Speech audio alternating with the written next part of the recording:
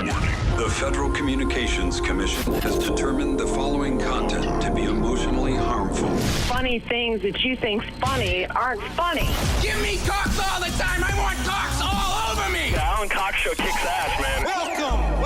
Show me what you got. You're not going to see a lot of cocks on TV. Alan Cox from the Alan Cox Show. I don't know what it's about you, but I can't even stand your voice. I think you're the biggest asshole alive. It's gonna be a great show. Let's kick it. I'll say kick it, and you'll just kick it with a tasty groove, okay? 1, 2, 3, kick it. Kick it. Come on. God damn it. Could you one time kick it? What the? Alan Cox. Here we go. He'll ad-lib. He'll be fine. It's the Alan Cox Show on 100.7 WMMS.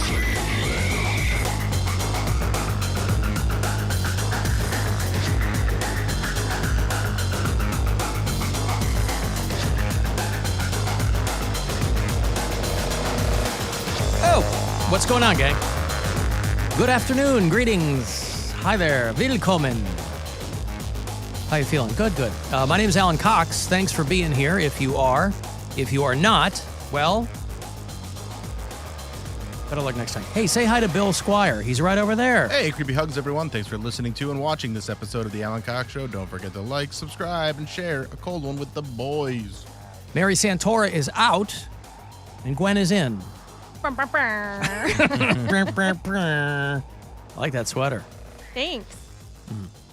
I'm just pretending like I've never seen it before. To pay you a compliment. Oh, what? Poundcake's back in Studio G. Afternoon, white people. And before people start complaining that Gwen's camera is obscured by her microphone, that is What? by... How about now? That is by design. I certainly didn't get into radio to be on camera. And you can't blame anybody else who doesn't want to be on camera, but it is what it is. Oh, I didn't have the camera on you when you did that. Yeah. If you'd like to join us, please do. 216-578-1007 or 800-348-1007. Want to send me a text, 35192. You can watch live at alancoxshow.com. You can leave us messages on the iHeartRadio app if you're listening there. I got a letter from a guy named Tim this morning who asked if you were filling in today because I had mentioned yesterday Steve Byrne is going to be on the show today. We're going to talk about coming in? His new, I'll have him on the phone. Oh. His new hour on Netflix, I'm sorry, on Amazon Prime. I don't want to send you the wrong spot.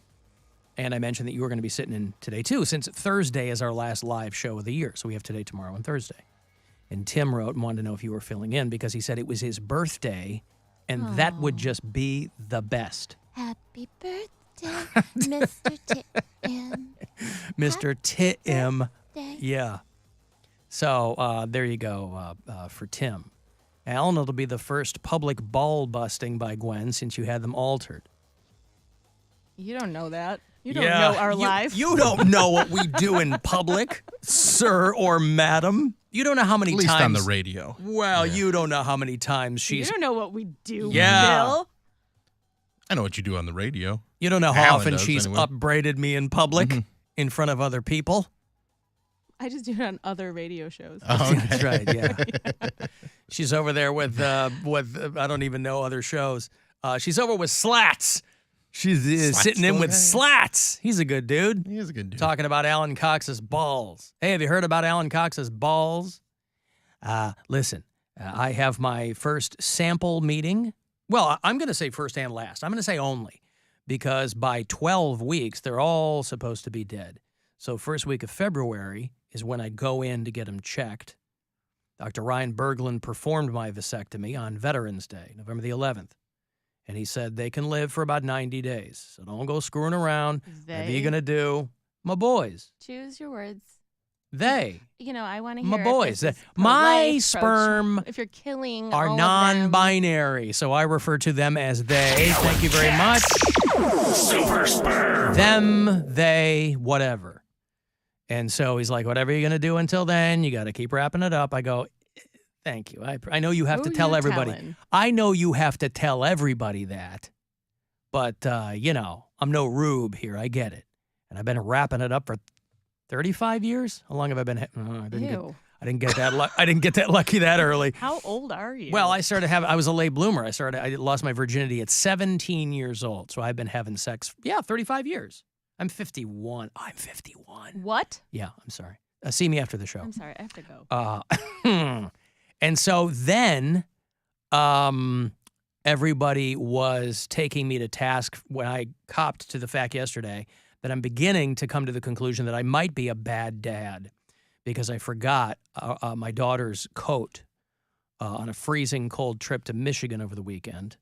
And it hadn't even occurred to me that I had forgotten to grab the coat. And I would love to say, well, we all forgot the coat, but it was on me because I said that I was going to take care of it. Well, That's what I get for trying to be helpful. Number one in the mission statement, never help anybody. That includes your wife and first grader. Your thoughts. Yeah. I think that you really did yourself in offering to help. You said, He's just offering to help Well, is putting him in over his head. The road to hell is paved with... He said, do you want me to pack her stuff in my bag? Yes. And I paused and I said, no. And then I stopped and I go, yes, let him help. She was... So it is your fault. He packed pajamas. He didn't pack clothes for the next day. He didn't pack a coat. Well, I think I'm surprised you don't put a coat on when you're getting into the car. I mean, well, I know no, you're because getting she's not going to sit in her car, like in her booster with a coat on for 4 hours. I keep forgetting you guys have the car in the garage, like millionaires that you are.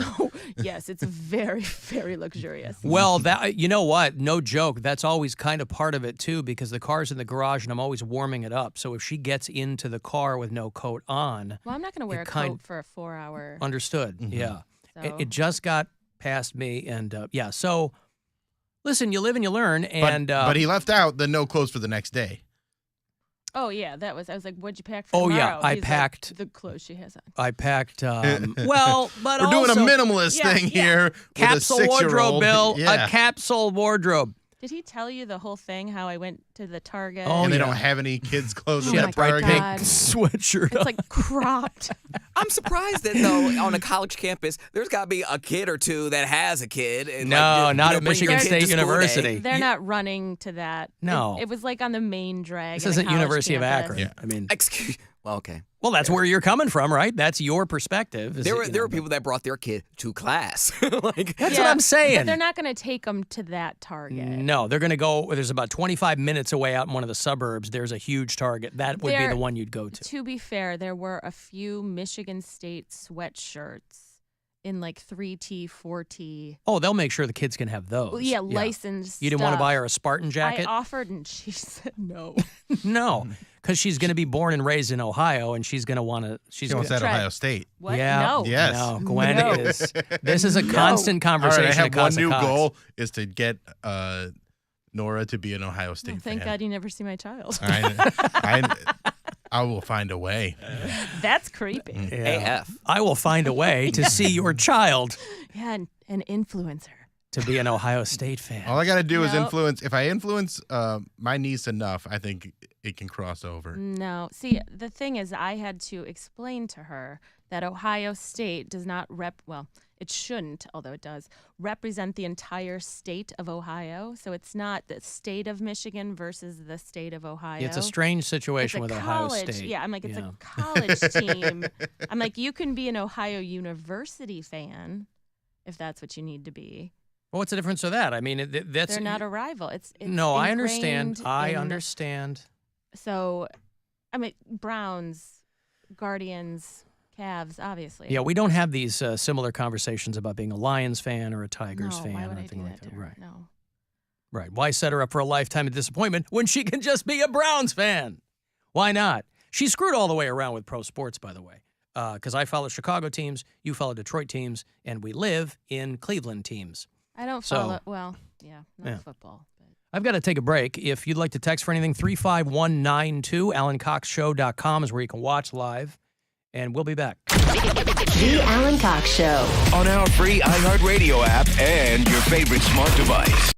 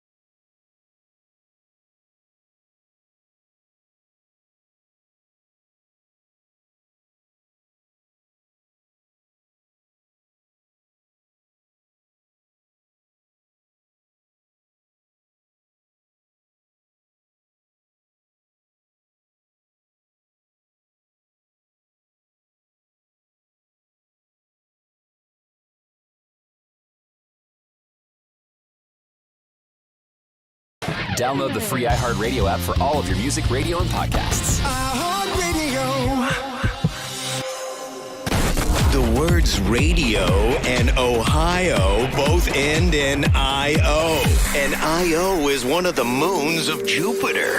Have fun trying to figure out whatever the that means. I-O, I-O. It's the Alan Cox Show. On 100.7 WMMS.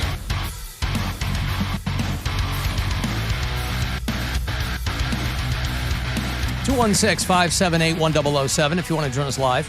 800-348-1007. 35192. Want to send me a text. Gwen's in from Mary today. Mary will rejoin us on Thursday for the last live show of 2022. We'll have the final Perez Bilton today. Oh, yeah. Holiday edition. Holiday edition. A little celebrity hot goss from Perez Bilton. We'll talk to our friend Steve Byrne, who just dropped his latest hour on Amazon Prime. It's called The Last Late Show. Last Late Night. We'll chat with him a little bit later on. I have some new sweet nothings from Jenna. Who? Jenna from Poland, who is a legally blind listener who calls and leaves voicemails constantly. When I come in on Monday morning, over the course of the weekend, there are 58 voicemails from her. And so occasionally, I'll play some of my favorite moments back from her. And she's called live too. And when I talk to her, she's perfectly normal.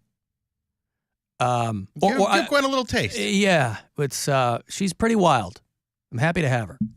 Cavaliers lose by 1 point last night in San Antonio to the Spurs, who are not having a great season.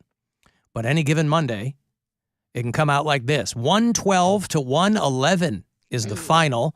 Spurs v. Cavs. Cavs will stay in Texas. They'll play the Mavs tomorrow night at 9 o'clock. Anytime you're playing a Greg Popovich team, there's a chance you could lose. Plus, the Spurs are on I think that's 3 in a row for them, so they're starting to put it together. And they're also the guardians of the NBA, where their average age is like 22 or 23 years old. Okay. So it's a very young team, and they're starting to figure it out already. So in the years to come, they'll be a force to be reckoned with. I think they will, because, that's just how Greg Popovich is. All right. He's a good coach. Yeah. And you get an occasional lecture on race inequality from him. So Cavs, Mavs tomorrow night, 9 o'clock on WMMS. So 8:30 is when your pregame coverage will begin here on the Buzzard and on the iHeartRadio app. He's slowly becoming Donald Sutherland. Greg Popovich. Which one? He's just getting like the older, like his hair's just getting longer, and he's getting a beard, and he's just slowly like turning into that phase of Donald Sutherland's career. Not a bad phase. No. The Hunger Games phase of Donald Sutherland's career. Not Backdraft. Was he in that? Backdraft? I remember him from like Invasion of the Body Snatchers. I think he was in Backdraft. He was in Animal House with the short curly hair and the mustache, the perm. That was the Billy Baldwin vehicle, right? Yes, Backdraft. Billy Baldwin and Kurt Russell. Yeah. Wait, he wasn't? He might have been, but I don't. De Niro was in it. I don't remember Donald Sutherland. De Niro was in Backdraft? I thought he was the arson. Are you joking? No, he was definitely. I thought he was in it. Yeah, Donald okay. Sutherland. It had a big cast, but De Niro and Kurt Russell. De Niro was in it. I think he had a William cameo as like a Ballion, fire chief or something. Okay. Kurt Russell, Donald Sutherland, Robert De Niro, Jennifer Jason Leigh, and Scott Glenn. Yeah, Scott Glenn, great actor. Okay. Who I think passed away. I just haven't seen that movie since probably the year it came out. Okay. 91. Yeah. Yeah. Oh, Scott Glenn is still alive. I don't want to prematurely. He was the cut old guy on The Leftovers. Justin Theroux's dad on The Leftovers. Yeah. Yeah, Scott Glenn's a good actor. I was too busy staring at Justin Theroux. Yeah, I was too. Jog. I got to say, man. You can leave us messages, by the way, on the iHeartRadio app if you'd like to do that there. Yes, podcast listener, number 8 on the blacklist. I did not get why Alan kept laughing during that organ meat inside joke about it being awful. And he cracked himself up. Then I'm watching Pennyworth on HBO Max, and now I get it. Awful, I get it. Because it's an organ meat synonym. That's a word. Bear with me. Nerd alert! Nerd alert! a visual joke, but I had to do the research on that one too because I had never heard that before. It was unfair of me to whip it out to people, but it made me laugh. That's all this whole thing is supposed to be about, is whatever makes me laugh, and so it made me laugh. You whipped out organ meat? Yeah! I said, I threw this joke at you, and you crinkled your nose and shook your head, and I go, okay. It's a visual joke. The reason I don't like organ meat is because they taste awful. OFFAL is a word for organ meats. Nevertheless, that guy's watching a show about Batman's butler. We were just talking about this the other day. Everybody's complaining that like the Warner Brothers Discovery HBO Max merger is going to kill all these shows. Yeah, maybe kill the one about Batman's butler. You run out of other characters? Anyway, watch whatever you want to watch. Damn it, just when I give you props, your pasty, pale, translucent, rhythmless, although nice hair having ass goes on to say nobody knows what Patti LaBelle is singing with this Christmas. Probably one of the blackest Christmas songs ever. Listen up, colonizer. Just because you don't know it doesn't mean everybody else doesn't know it. Hate the show. I don't remember asking you a goddamn thing. Yeah, that's right. By the way, I didn't say that people didn't know what it was. I said that crowd didn't know what it was. It was a sea of white people. You think they knew what that song was? This Christmas by Patti LaBelle? No, they did not. But she didn't know the words, so don't She get didn't mad know at us. And by the way, don't ever come for me. Do you know who did the song originally, sir? I think I know who that was, by the way. Number 8 on the blacklist. Thank you for listening. Complimented your hair, though. Well, of course. Look at it. It's unbelievable. Oh, God, I shouldn't have started. Nevertheless, who did it originally, smart guy? Oh, yes. Who was the first guy? Who wrote and performed This Christmas? George Michael. Donny Hathaway from Chicago, Illinois. Thank you very much. Don't ever come for me. Ever. Oh, yeah, everybody knows that. That Donny crowd did not know that song. And yeah, Patti LaBelle didn't know the words. Now, what would be great is if they have her do it again, but unbeknownst to her, they swap out the cue cards, the lyrics, for one of her pumpkin pie recipes. Just she starts singing 2 cups of sugar or whatever it is, because she's selling those sweet potato pies. I wonder, did they ever get that resolved as to why she didn't have any background singers? Where were they? They trot them out there like part of the way through, but it's only 3 instead of like the bleachers full of. I think she's supposed to have like a choir behind her, Yeah. but they did not do a great job with that tree lighting ceremony. And what city was this? This was the National DC. Tree Lighting Ceremony. I didn't know it was This was like you see President Clinton in the video. Like he walks out after her. Like this is the highest level, and they messed it up so bad. Yeah. Where are my background singers? I don't know. Things usually are pretty smooth in D.C. Yeah, well, what are you going to do? I mean, that happened, and now I've got some wiener news for you. Wiener news!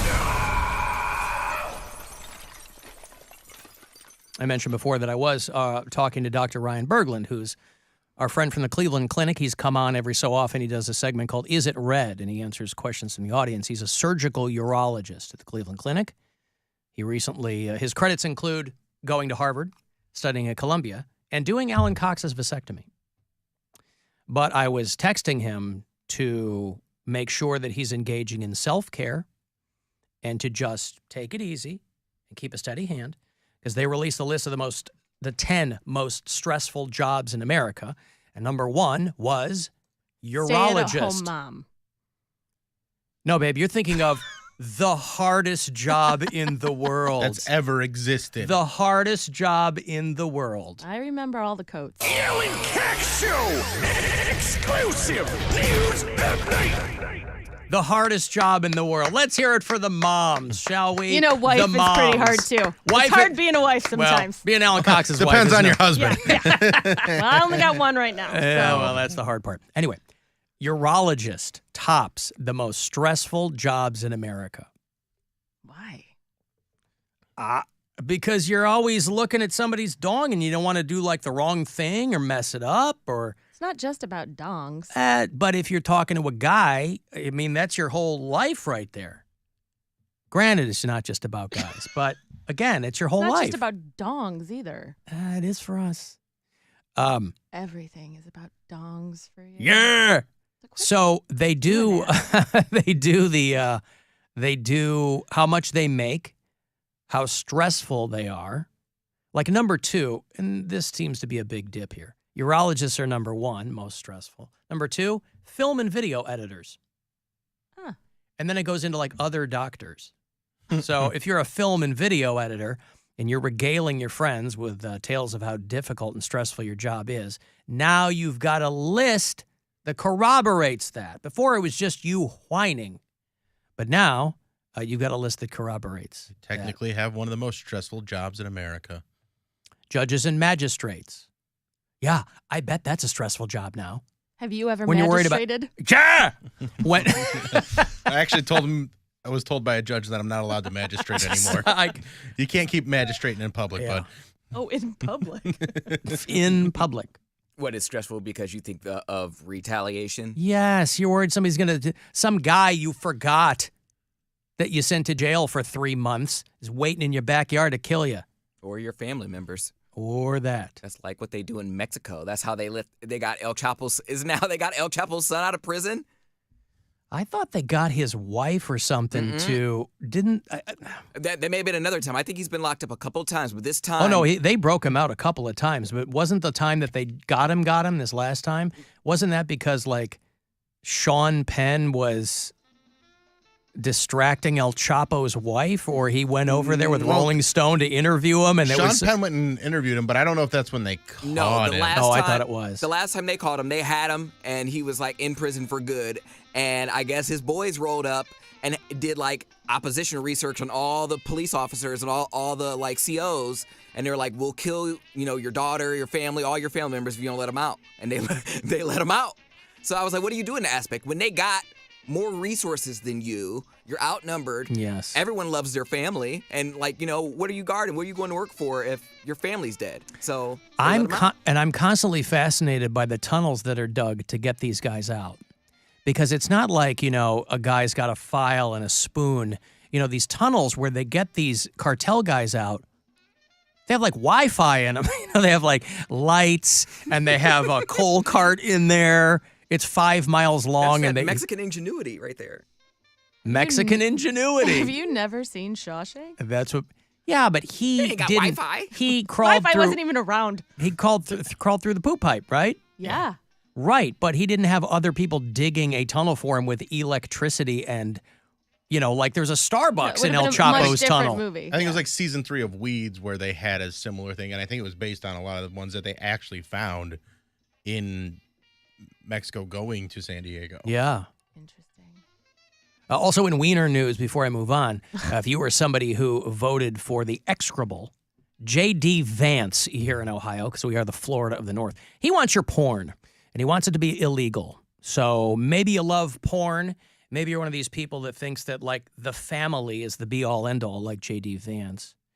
And, boy, he just doesn't think porn is good for anybody, and he wants it to be nationally illegal. Now, I think the chances of that happening are probably 0.0004%. Also, if he's been watching porn lately, he knows that family's very important in porn, too. So important. Blended families. But how do you outlaw that? You just block sites? You don't.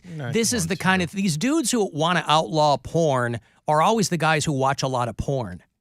And they're like, well, I can't handle myself. That's like Kanye right now, where he's like, pornography ruined my family. He's like, no, you ruined your family because you can't handle pornography. It's actually kind And of... why blame pornography? Because he doesn't take responsibility. No, but He'll there's never so take many other things responsibility. you could point to in his life. Right. Why does porn have to be the His redhead wife stepchild? was a porn star. I mean, made a porno. She wasn't a porn She star. made a porno, and that's what he means. Most No, people have that's not now. what he means. That's not what he means. That is what he means. No, it's not what he means. He said it ruined my family. No, he knew about that when he going in. Yeah, but he didn't have kids then. He is addicted to pornography to the point where he watches it like constantly. That's not what he means. It He is. said it in multiple interviews that he said pornography ruined my family. My wife is shared on all the he porn sites said- in the world. Yes, but to Bill's point, he already knew that when he got with her. Okay, but he So how did he wasn't go crazy into? then. How did? Of course he would. Come on. That does something to a man, I suppose. when Right, but sees he people fapping to his wife. knew it, though. dated and then subsequently married and inseminated multiple times a woman who had been in a sex tape. I don't know what. That's Paris Hilton's husband isn't out there complaining that porn ruined his family. Well, they're still freshly married, and she's gone through several fiancés before she got to. Nevertheless, I don't remember any of them complaining about her sex tape. But Kanye West, I have addiction to porn. It destroyed my family. That's what he's saying. I'm wondering, didn't he get accused of showing naked pictures of Kim to like Yes. Adidas, like how? Yes, so he's at the fully Nike headquarters participating in or all something. it. Of course he is. I will say it is kind of genius if they want to outlaw porn. You mean genius? No, I'm not. This isn't in a reference to Kanye West. I'm just saying Republicans who want to outlaw porn is actually kind of genius because I know there have been some times, especially in my celibate phases, where I'm like, I don't want to talk to no men. I don't want to be around no men. Porn got me through. I probably would have threw myself off of a roof. How or is out it a window genius if you're a Republican? because they're going to be like, if I can't watch porn, I'm going to go nuts. I need some antidepressants because I like. What? This is the party of forced birth. Let him finish. I wanna They don't hear care him. about kids. They need workers. That's why they want people born. They need low-wage workers. But what I'm saying is, Big Pharma makes more money. If they invest in Big Pharma, then they will make more money because all these people that will be depressed or need some type of medication to get through that are addicted to porn, they have to put an outlet somewhere. But or they have access to medication and porn now. If they outlaw it, they're going to get more medication. But they already get medication. He's saying that people are gonna get more medicated if they can't. yes, they have to get their fix. Either they're going to do Right. something they're not supposed to do and go to prison, which a lot of Republicans have shares in these privately owned prisons, or A they lot of can Democrats do too. Well, anyone who's wealthy can take a share in this, and anyone who's wealthy can take a share in Big Pharma. Name a medication, and if someone is Paxil. weak, if someone is weak, Zoloft. Wait, if someone's weak, what? they're going to rely on those. So you only weak people take medication? Oh, What? boy. He just stepped in it, didn't he? What? Here comes the hate mail for Poundcake. I was on one. I'm the only guy who's never been on anything, and I wouldn't go into that direction. George Bush doesn't care about black people. So Mary, who is on a medication, you're calling her weak for being on it? No, not everyone who takes No, Bill, medication. she's weak for being sober. Anyway, what? Alan, she's weak for being a woman. What? I can't. I cannot. I can't abide by that. I would argue honey. with you, but I'm too weak for my medication. Well, I think the notion that if porn wasn't around, people will double their medication. Here's they would. That's it. here's what debunks that. The place where people are on the most meds and the most porn is consumed is the state of Utah. There you go. Everybody's on meds and everybody's watching porn. Is that what we're just calling the human experience now? The state of Utah? Yes. That's what I don't understand. What does an outlawing porn do? Do you block URLs, or if you're like reported watching porn, then they come to your house and arrest you? I think that what they envision is like how companies will block porn sites from their servers. I think these people have this. They'll do it China style. Notion, yes. I mean, again. I mean, I'm Shut sure down all there's the porn already shops. some sort state by state law about paying for sex, right? So, I mean, I'm not positive about regulation on the like internet. prostitution being legal and things. So I'm sure it's just along the lines of that. You know what a great palate cleanser is going to be? Another Sweet Nothings from Jenna. You want one of those? Yeah. Okay. It's time for Sweet Nothings with Jenna from Poland. Honestly, I'll be honest here, I think it's really out of jealousy that I'm just kind of jealous. This has been Sweet Nothings with Jenna from Poland. Tell you what. Is she really in Poland? She knows it. Poland, Ohio. Oh. She knows what she's talking I about. thought you meant the motherland. From Barcelona, Ohio. Ibiza. Barcelona. She's the jealousy's making her jealous? Yeah, I think so. Yeah. Now maybe she needs some medication. She sounds sweet. Yeah, she is. She's the best. Lovely. I got to take a break here. If you want to text 35192 to get me there, AlanCoxShow.com. I want to watch live. And wherever you are, you can listen on the iHeartRadio app. The Alan Cox Show on 100.7 WMMS. Buzzard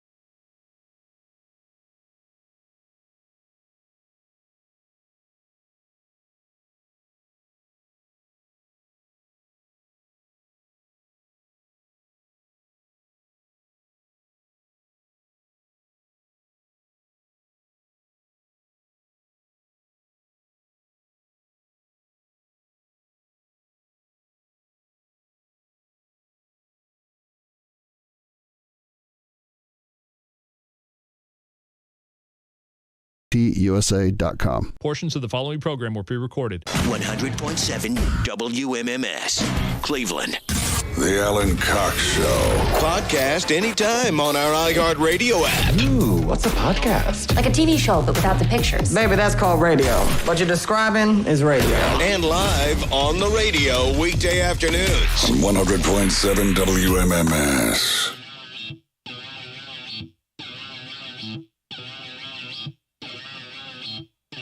People come up. Yeah. We gotta turn the bass up on this one. Check it. Since 1516, minds attacked and overseen. Oh, Rage Against the Machine. Life keeps reminding them that it's not 1991 anymore.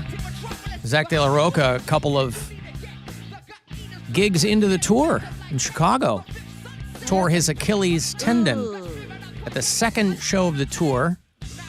And now Tim Comerford but he was doing a conversation with Spin, of all things. Who knew that was still a thing? That he had prostate cancer and had his prostate removed prior to this current tour. He's 54. Boy, when they remove your prostate, I don't know anything about his life. Other than he's an amazing bass player. I don't know if he's married. I don't know what his situation is. But when they pull your prostate out, incontinence, sometimes you might not be able to get it up.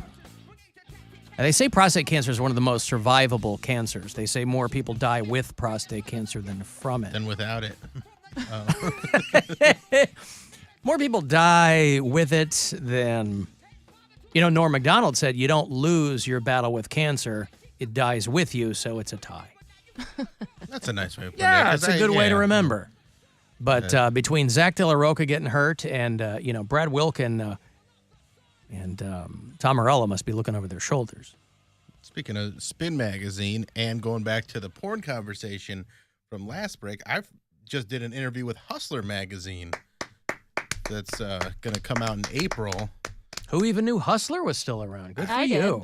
I mean, what? What? Interesting. And it was about porn. So it was just asking me questions about how'd you get into the bloodstream over there at Hustler? A writer hit me up that follows me on Twitter, and they're interviewing a bunch of... Hey, we saw you tweet about porn a lot. Would you like to do a little Q&A? You look like a guy that uses porn. A little TNA Q&A over here at hustler.com. Speaking of which, Stripper Scott. Hey. Hi. Hello. What's going on, Scott? There you are. Cool. I wasn't sure if I was on. I'm sorry. I may have chimed in prematurely with the I know when you rhetorically asked who knew that Hustler Magazine was still a thing. So apologies. Anyways, yes. The query you mentioned earlier about the federal illegality of prostitution, or if it's a state-to-state thing, it is kind of like the opposite of marijuana, where prostitution is not federally illegal. It's just most states outlawed, except for Nevada, which only has the certain counties that outlawed, and then the other counties have it where it's okay.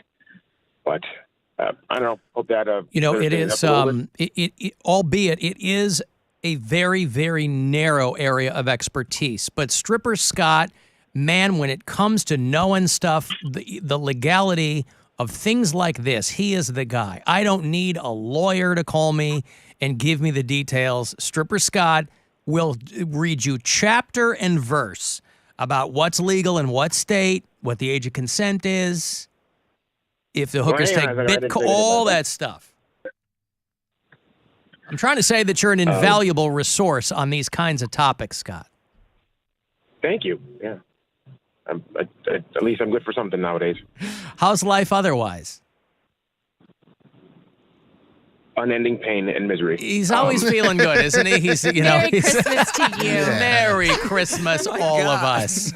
Unending pain and misery. Well, I would rather have that than have you try to end your pain and misery by doing something rash. Although I guess it wouldn't be rash. I mean, maybe the rash is what's not really an causing option at the moment. Misery. What will you be doing for the holidays, Scott? Dare I ask? Probably crying a lot. Crying a lot. Oh, boy. Well, we'll all be doing that. But, that's all good. right. At least I'm not alone. All right. Looking forward to that article that Bill's going to be in. That'll be cool. Yeah. Yeah. They'll send me a copy. You can we start can just telling share people it. that you know somebody who's in Hustler. And then they'll go, oh. Actually, no, a lot of people that were in Hustler. No, for different reasons, though. Oh, okay. Not Yeah. different reasons? Different reasons? Okay, thank you, Scott. He spends his Appreciate the money call. on naked women strippers. Scott. Their daddy issues. Give him a boner stripper. Scott.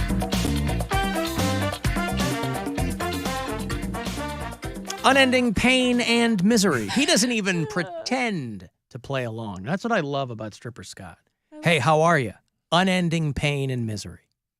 Well, you asked. I did ask That's your because I wanted to know. I wasn't just being a diplomatic or Yeah. folksy. You are. You're very friendly. Well, I'm unfailingly polite in public when I'm being screamed at for getting coats or whatever. I don't know. Or were we screaming at each other allegedly in public at the top of the show? I don't remember. You know, things move so quickly and are so consistently hilarious that it's hard to keep track. If you want to leave us messages, by the way, on the iHeartRadio app, you can do that. A little talkback button there for you. Alan, urology had to be number one because you can't poop out of your pee hole, man. That would be number two. I think you would know that. But anyway. I want this dude. I love Yeah, this dude's who is voice. that? I don't know. I thought it was Stefan at first, but holy camole, this guy. I think I'm going to write down some lines and request that he calls them in. Man. That would be number two. I think you would know that. But anyway, I just wanted to ask Gwen what she thinks about the whole getting your daughter a Ouija board thing. And also to tell her that she's got plenty of suitors in case you meet a premature death. All right, I hate this guy's voice. It's really nice that he said premature death. Yeah. It's almost as though the two of you are somehow Kismet? premature. What constitutes premature? Yeah. Well, you're mature. Two of you are in cahoots. What's the Ouija board question in reference to? I don't listen to this I guess show, so. Nora said she wanted a Ouija board. Nora asked me for a Ouija board for Christmas. and I said, no. Absolutely. We'll make Wait, that since happen. when did she ask you for a Ouija board? About a week or so ago in the car on the way to school, asked me for because to her, she watches cartoons. And I said, for what? And she goes, like spells or seances, because that's what she sees in these fun cartoons. Now, I don't think that Ouija boards, I don't think there's anything to them, obviously. I think they're nonsense. I would not buy one for my 6-year-old. Right. I just think it's a weird gift to get a 6-year-old. Well, And people are especially accusing 'cause me of she's being afraid to sleep in her own room at night. Right. People are accusing me of being hypocritical, saying if you're an atheist, what do you care about a Ouija board? And my point is, I don't. But I think it's an inappropriate gift to give a 6-year-old. Do atheists not believe in ghosts? No, because if we don't believe in God, we don't believe in an afterlife. And so I don't believe that you Well, summon is that spirits. true? Speaking That's of- what I believe. I don't believe that you summon But is spirits through a Ouija board. atheism- I don't think Parker Brothers is mass manufacturing a portal to hell. Have you met them? Sorry. The Parker Brothers? Real weird. Speaking of ghosts, though, I don't know if Ghostbag makes appearances other than from when I'm fapping, but last night either I was sleepwalking or something turned on my fan because I didn't turn it on. Wait, what's ghost bag? Don't ask. It doesn't matter. You got to start listening to the show. I can't. My child tells me to turn it off every time I put it on in the She'll car. like Ghostbag. I don't know. Now, Ghostbag is definitely not appropriate for her, but she Is probably that what get you're a... calling your nutsack now? No. Why not?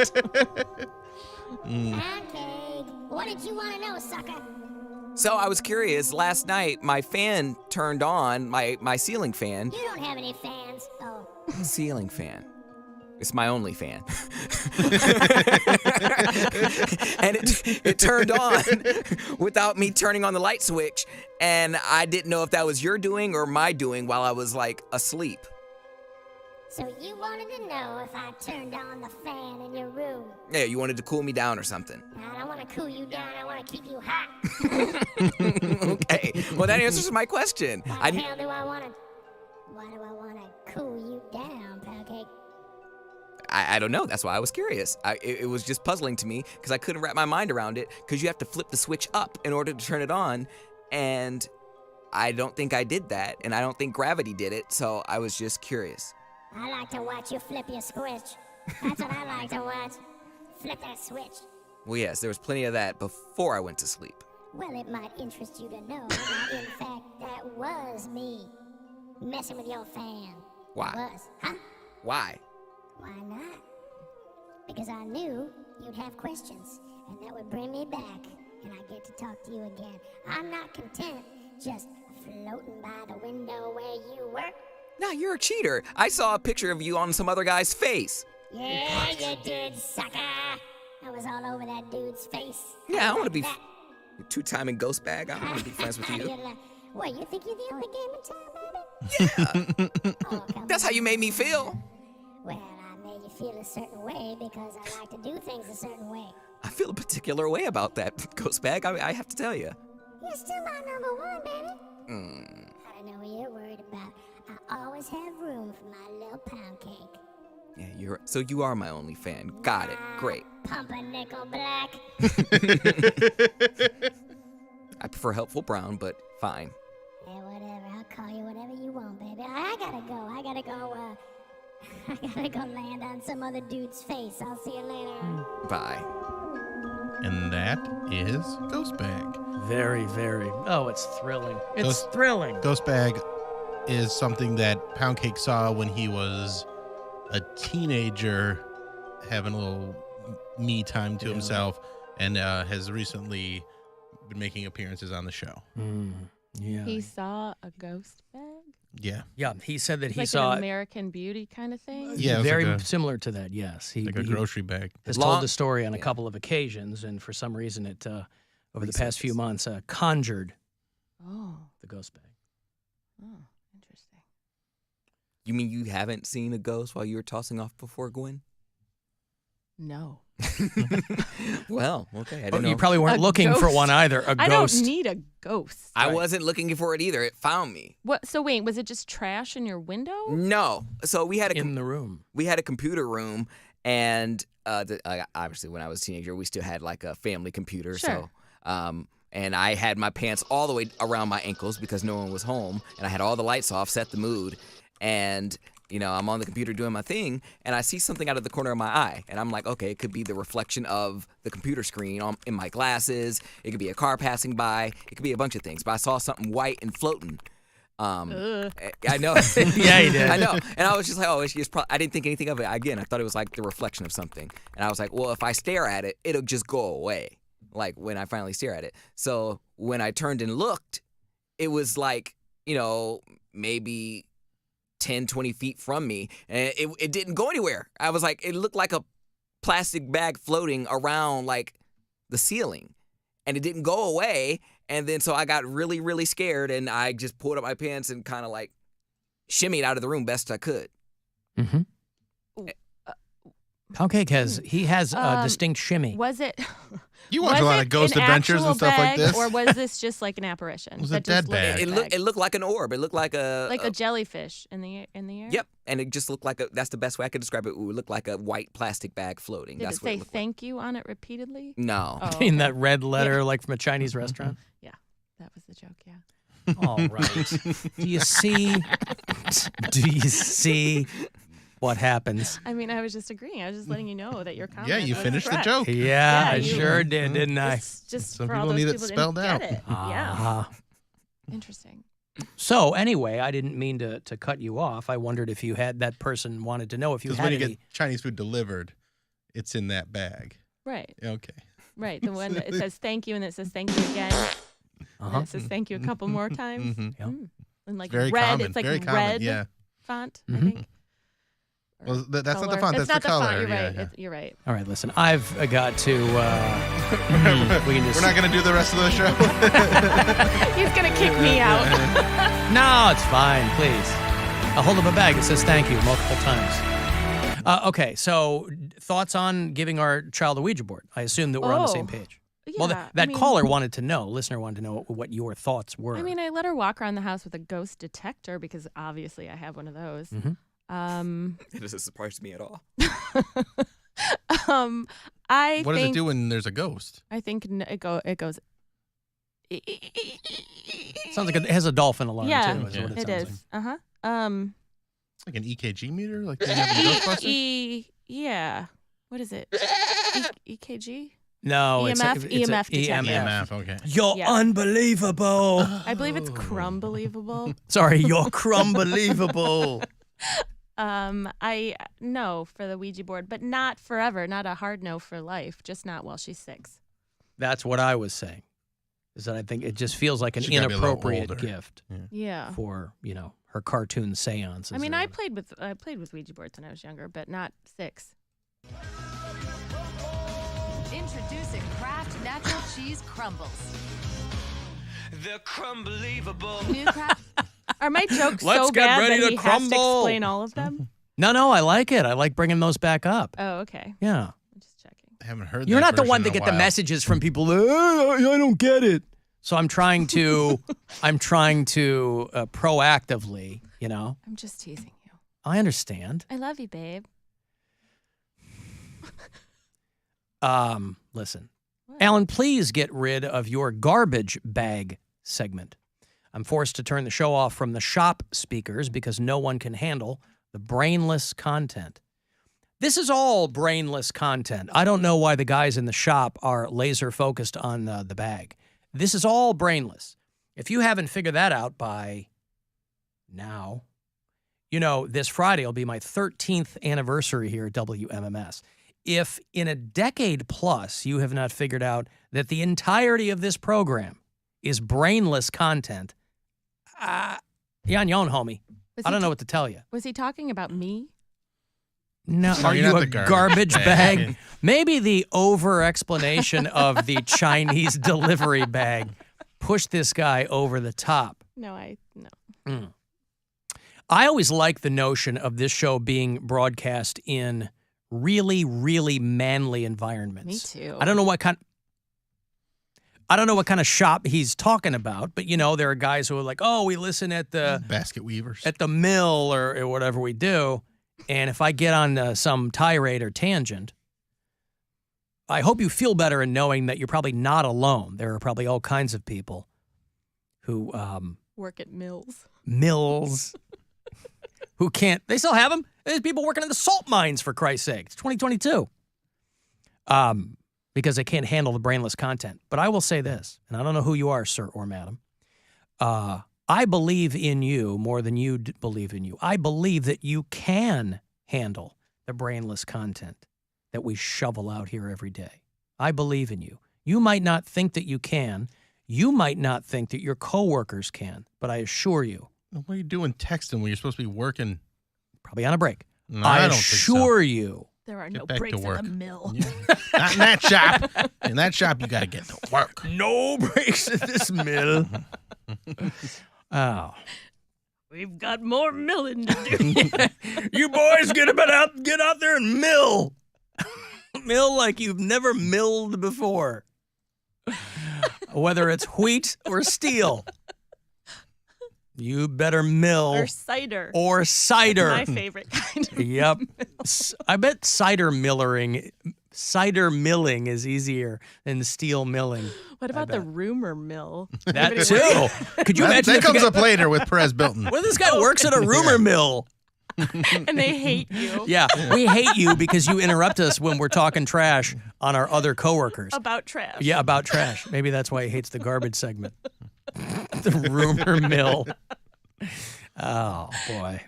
Alan, I have you on. Is this the same person or a different person? Different person. I have you on in my welding shop at a precast concrete company. Well, good for you. Weld. Thank you so much. Avoid the rumor mill by any means necessary. All right. I've got to take a break. Not a moment too soon. So stupid. Again, like I said, brainless content all the way through. If you want to text 35192, AlanCoxShow.com. You want to watch live, and I will have Monsters tickets for you. They're playing the Charlotte Checkers end of the month. So if you like hockey, I get you a 4-pack of tickets to see the Monsters on the 29th coming up. It's the Alan Cox Show. Everywhere on our free iHeartRadio app or whatever smart device you have. Just tell me to play the Alan Cox Show on iHeartRadio. Buzzard Radio. The Buzzard. Is Rover. Just constantly entertained with mindless stuff. Rock. Well, I come around, doesn't even matter. And Alan Cox. Hello, afternoons on the Buzzard, baby. You're at that home of the Cavaliers. 3 ball. Good. 100.7. WMMS. Hello, world. This is James from Metallica. Get ready for the iHeartRadio Metallica M72 Ultimate Experience. We have granted iHeartRadio all access to our M72 World Tour. Be one of 10 winners to see Metallica's M72 World Tour in 2023. 2 nights with 2 different sets and no repeat songs. You'll see both shows with premium tickets for you and a friend. A trip complete with flights, hotel, and go backstage for an exclusive blackened American whiskey experience. All thanks to Metallica. Winner must be 21 or older. iHeartRadio has your chance to win right now. Go to iHeartRadio.com/Metallica and enter today's winning word, lightning. That's lightning. Enter that word now for your chance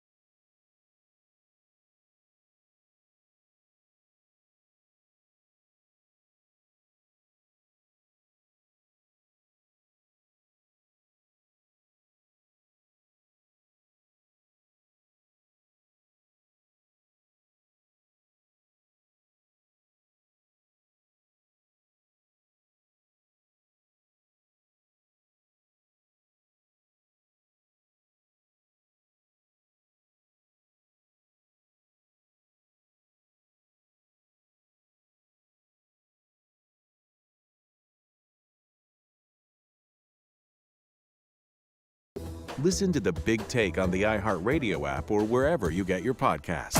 His name is Alan, and he's giving stuff away. All right, hockey fans want to go see your Cleveland Monsters. I'll throw you a 4-pack of tickets here. Thursday, December 29th at the Romo Fijo, they're going to play the Charlotte Checkers. And it's Batman night. It means the first 2,500 kids get a Batman and Monsters posters. Get there early. ClevelandMonsters.com for any and all details I might have left out. A 4-pack for you and 3 pals. Monsters Checkers on the 29th downtown. Good luck. Call 216-578-1007 or 800-348-1007. Are you trying to make us all uncomfortable? Alan Cox. It's gross, it's weird, it's not right, it's not cool. And there's plenty more where that came from. Back to the Alan Cox Show on 100.7 WMMS.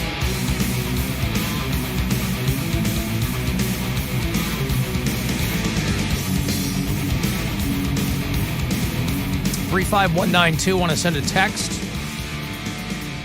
AlanCoxShow.com. You can watch live there. Gwen's in today for Mary, who will return on Thursday for the last live show of 2022.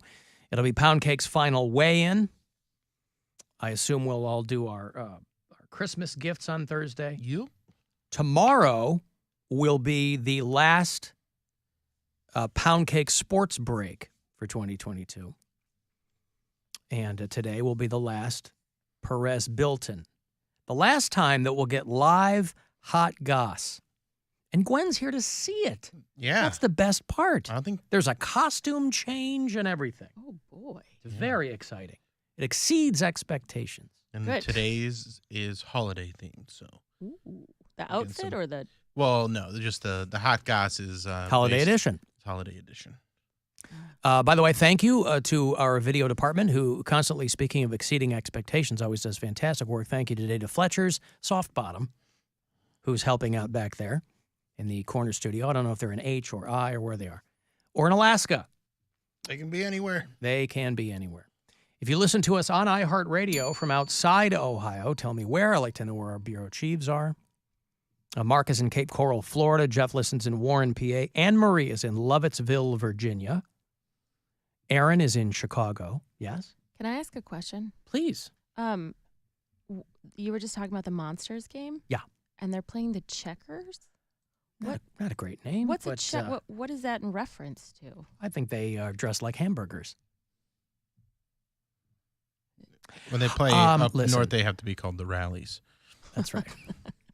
They're the Florida Panthers minor league team, and I think a checker is a kind of something. I don't know what a checker is. They were the Capital District Islanders, and then they became the Albany River Rats. These teams move a lot. I like River Rats. That's a good name. Yeah. And then they moved to Charlotte about a decade ago. And I don't know what the Checkers are. Okay. I was just curious. Yeah. Don't know. Don't know. Good job. Thank you. Not you, them. What is a Charlotte Checker? I don't know. Somebody... It's fine. I just didn't know. Yeah, they're part of the Florida Panthers organization, which also has another team with a much better name, the Florida Everblades. That's good. That's a great team name. Yeah. Anyway, so yes, tomorrow and Thursday, I'll have more Cleveland Monsters tickets for you. Forget what the other team is called. You're not going to top Monsters. Formerly the Lake Erie Monsters, and then they said, screw it. Let's Cleveland Monsters, like the Canton Charge, became Cleveland Charge. Are they like Eileen Warnos? Yes. Is that the mascot? Last year, they had Aileen Warnos night at the Romo Fijo. Yep. You got buck teeth and a big ugly wig, and it was a whole big thing. It was very exciting. Little tiny Christina Ricci. Bobblehead. Yeah, bobblehead night. Yeah. So there's that. But if you listen on the app, thank you for doing that. Speaking of bureau chiefs, I heard from Rob, who is our bureau chief, who splits his time between Erie, PA, and Azle, Texas. He's on the road a lot. And he said, I'm working in a shop in Erie, helping to build the world's best locomotives. And we only listen for the brainless content. And that's what I like to hear. Whatever milling people might be doing, the brainless content. That's what draws you in. Alan, you know Czech is a hockey term, right? I do, but that can't possibly be where the name is from. Like the Czech, yeah. The Checkers? I would not have assumed that. I mean... Is there a team called the Slapshotters? Yeah. No, I get checking in hockey, but I didn't... There was nothing to... I don't know. That one completely, if you will, got by me. Well, that gets... I think that paves the way for my soccer team name. Yeah, Bill has What? the bet. Well, because we're getting like a minor major league team. What? Wait. The Kick Sockers. The Cleveland. When the Cleveland Kick Sockers take the field, there won't be a dry eye in the house. Cleveland Kick Sockers coming 2024. Sockers. It's very I'd wear exciting. that shirt. You I keep would going too. in and out on my headphones. Is that? Listen, man, I don't know what to tell you. Are they? Is the connection? Is it the connection? I don't know. That's what I'm asking you. I mean, it's plugged in. Plug But it. is the Unplug it and see if the tip is all the way Just the screwed? tip, Yeah. or- See if the tip is screwed on all the way. No. Yeah, that tends to be the problem. Yeah. I hate when that happens. So listen, thank you. Everybody's telling me it's checking. It is. That's really it. I'll take your word for it. I mean, I can't think of anything else. That would just not have occurred to me. Yeah, that's pretty. You know, be like the Plymouth goalies. Yeah. I mean, I don't, you know. Like a football team called, we're the Tacklers. Yeah. The Texas Tacklers. And the baseball team called the Swingers. Yeah. Swing the bats. Alan, I can't see Gwen's face on the live stream. How about Is now? she hot? No. Yes. And that is by design that you can't see her face. I'm too hot to handle. Yeah, man. Gonna melt the cameras. Nah. I don't need it. Hey, Mo. Alan. Hey, Mo. Hey. Hey, a couple months ago, you, Bill, and Mary were talking about 69, and you said you're a big fan of that? Yeah, I love I it. want to know if Gwen's a big fan of that. Nope. No! No! No! No! That's why you and I got to meet up, man. Mo. No! No homo. Oh, that's disappointing. Why Hey, are I gotta you go. disappointed Hit the that my wife doesn't like that move? I just seen her the other day at the Tops, and it just crossed my mind. Where was that? At the what? Probably Giant Eagle, but he's calling At it the a Tops supermarket. What is the Tops supermarket? Oh hell, it's out there in Brunswick, off of 303. You saw me. I can assure you she wasn't shopping at the Tops in Brunswick. I didn't know there was still a Yeah. Tops around. Right. I She had a prefer hoodie on. not to be She had the a hoodie on. Tops. The back of it said Gwen, MMS, Alan Cox Show. Oh, that. Yeah, you were out there. Oh, Brunswick. Oh, Tops. I love Oh, wearing my right. name and my husband's profession on my clothes. That's right. I insist on it. Thank you, Mo. It's imposter. Hey, Joel. Hi. Hi. How you doing? Oh, we're all great. What's going on, Joel? Not in a rush. So sorry, the Charlotte Checkers, it's a double meaning. So part of it is checking, obviously, the hitting and hockey. And their mascot or their logo is like a taxi, like the Checker brand of car that was a taxi like in New York City for years. Do they have them in And Charlotte? Charlotte being, I think it's kind of a tie-in to Charlotte being a big part of racing and like cars and Like the car checkered culture. flag? I think was it's kind of thinking? Well, when was that? Because their maybe mascot, their logo now is a panther, because they're part of the Florida Panthers organization. Oh, gotcha. Because I They thought used about a to checkered have- flag, but I didn't. was in their think- logo. Yeah, no. It could be part of a checker flag, but I remember seeing like a taxi or a checkered car in some of their logo or on their uniform or something along those lines. And see that. Okay, thank you, Joel. I appreciate it. Checkers beating out the second choice of Blades, this says, when hockey returned to Charlotte. Wesley Snipe vampires. Yeah. That'd be a great team. That'd be so good. That'd be so badass. It's sunglasses night. Yeah. It rains blood every time. Uh-huh. Every goal. Screw your octopus. We're going to throw rain blood. Rain blood. Rain in blood. I guess you don't throw it either, but You could. Yeah. Take a fistful of vampire blood and just whip it at somebody. Everybody's given a bucket. That's right. Do you remember a guy named TJ House. Yeah. TJ House used to pitch for the Cleveland Indians.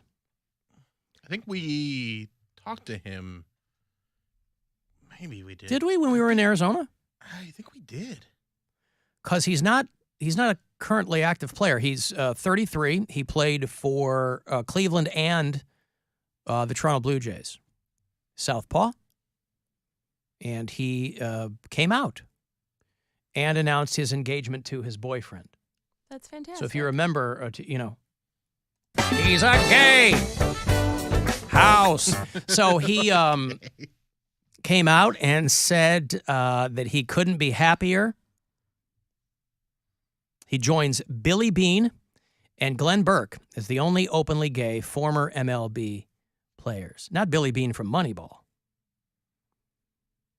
Wasn't the guy's name in Moneyball Billy Beane? Not that guy. Is it that guy? I thought it was someone else. No, he's married to a woman. Oh, that's Beane with an E. Okay. Billy B-E-A-N-E. Billy B-E-A-N is gay. Billy Beane, gay baseball player. I think it's really weird that they have that stat. I don't recall. He was here since I've been here. I don't remember TJ House. I remember him. Was he just here for like a season? I think he was here for like at least 2 or 3. Okay. He played on the White Sox too. Well, he said, really, boy, I don't remember this guy at all. He's on my A team, my B team, and my C team. Mm-hmm. This guy has played for all 3 of my teams, and I'd never heard of him.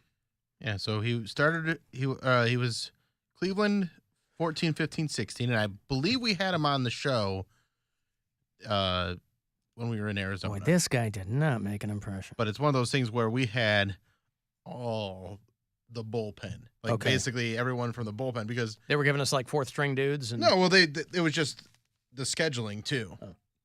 Because we also got like Nicky the Swish and got a few other guys, but the bullpen, the pitchers have a very particular amount of pitches they can throw each day, and then they are done. The dude with the calves that look like decks of cards. What? Remember the guy we had out there? Oh yeah, I thought you said the guy with the cat like switching sports. Oh no, sorry, not the Cavaliers. That was Mike the Calves. Aviles. Mike Aviles. Yeah, this guy had rectangular. He had calves? rectangular calf muscles. Remember they were that? insane. It was bananas. They look like bricks. We spent the whole time talking about his calves. Why?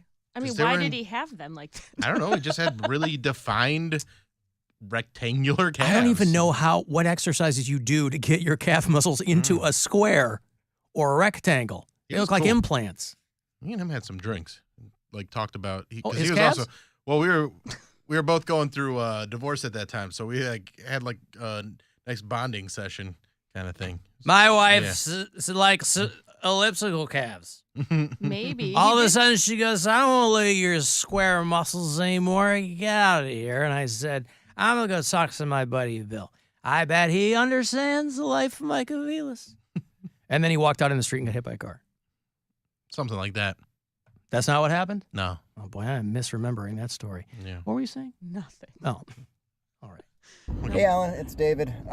Listen, if you're going to have honorary bureau chiefs out in Newton Falls, you're going to have to be all-inclusive on that because I'm in Newton Falls and I listen regularly, and now I'm a little bit upset because that guy beat me to the punch, and I'm jealous and bitter now. So, can I be honorary for the duration of this message? Thanks. I love that. I've gotten a couple of messages like that, too. You know, here at the Alan Cox Show, we're always looking to innovate.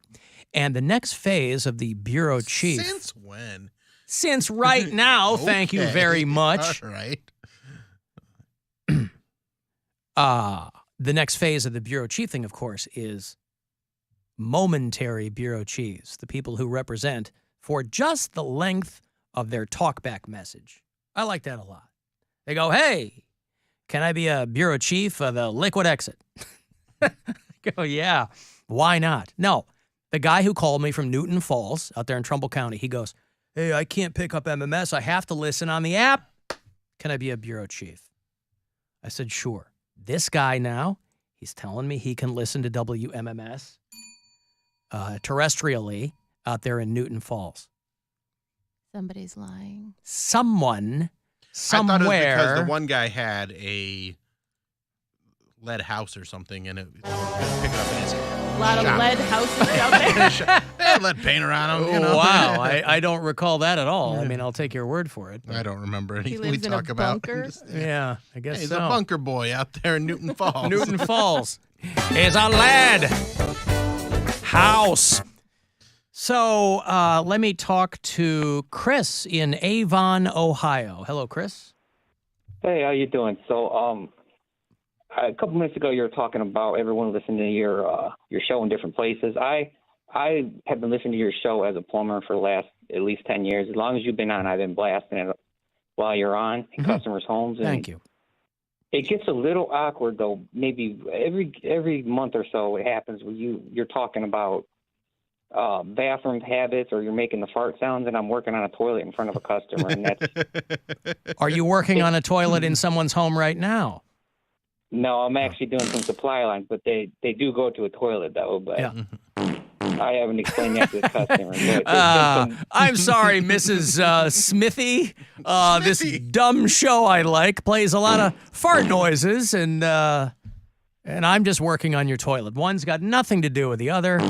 My apologies. He's blessed and I try not to laugh when it happens, but listen, I just appreciate your commitment to the program, no matter what the environment, Chris. Right? I like that. They're not going to tell you what to listen to when you're in their house. Well, I do. You what? I do shut it off though when you get into the sperm news. So that's sometimes it's been awkward at times with even more so. Also, it can't be easy for somebody like Chris to have to navigate what that particular client might be offended by. Lady goes, I don't mind farts, but I don't care to hear about sperm. He's got to turn it off. Somebody else might be like, I love sperm news, but I don't care for flatulence. He has to make a game time decision every time he's in someone's home. I did have a call once where it was for a clogged toilet, and I just had to run away because I couldn't shut off my radio quick enough. Yes, run away. That's right. And you guys are right on the topic. Run away. How about Bill and his stairwell? There you go. Thank you, Chris. I appreciate your commitment to the program.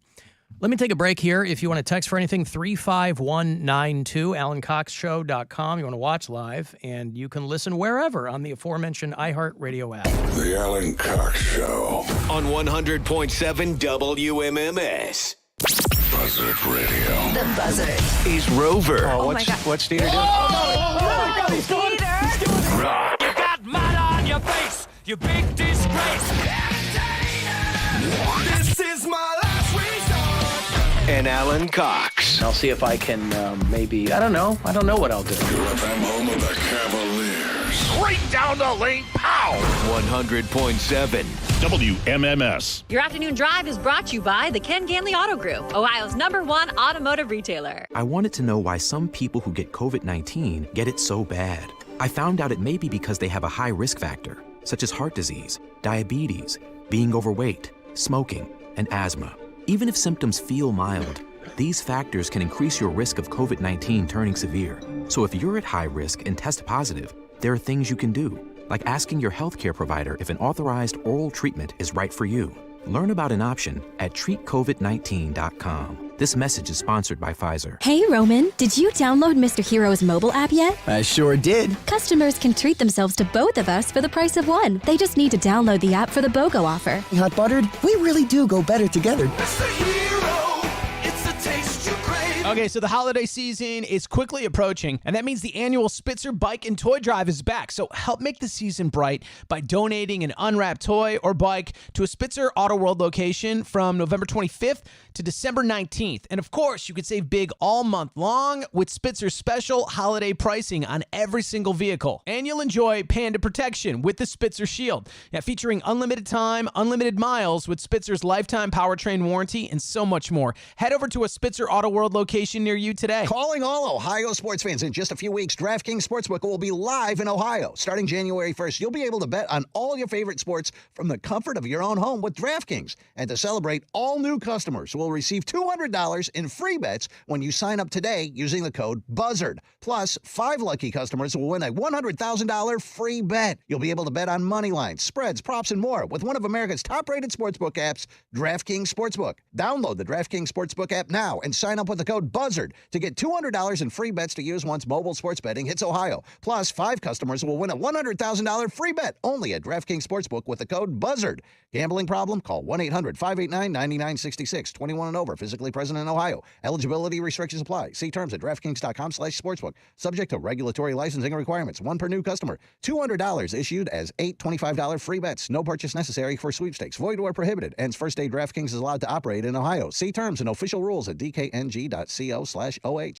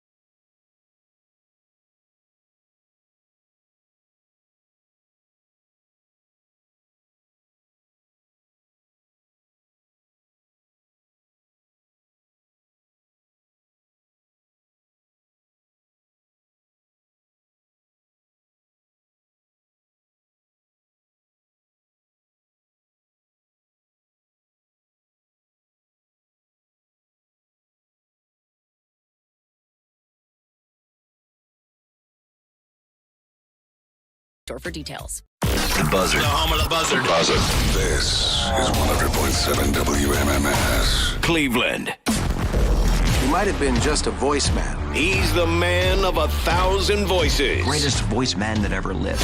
None of which will make you laugh. But he never took a performance for granted. Alan Cox. On 100.7 WMMS.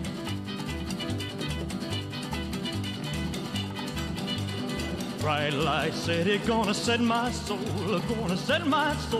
on fire. Got a whole lot of money that's ready to burn, so get those stakes up higher. There's 1,000 pretty women waiting out there.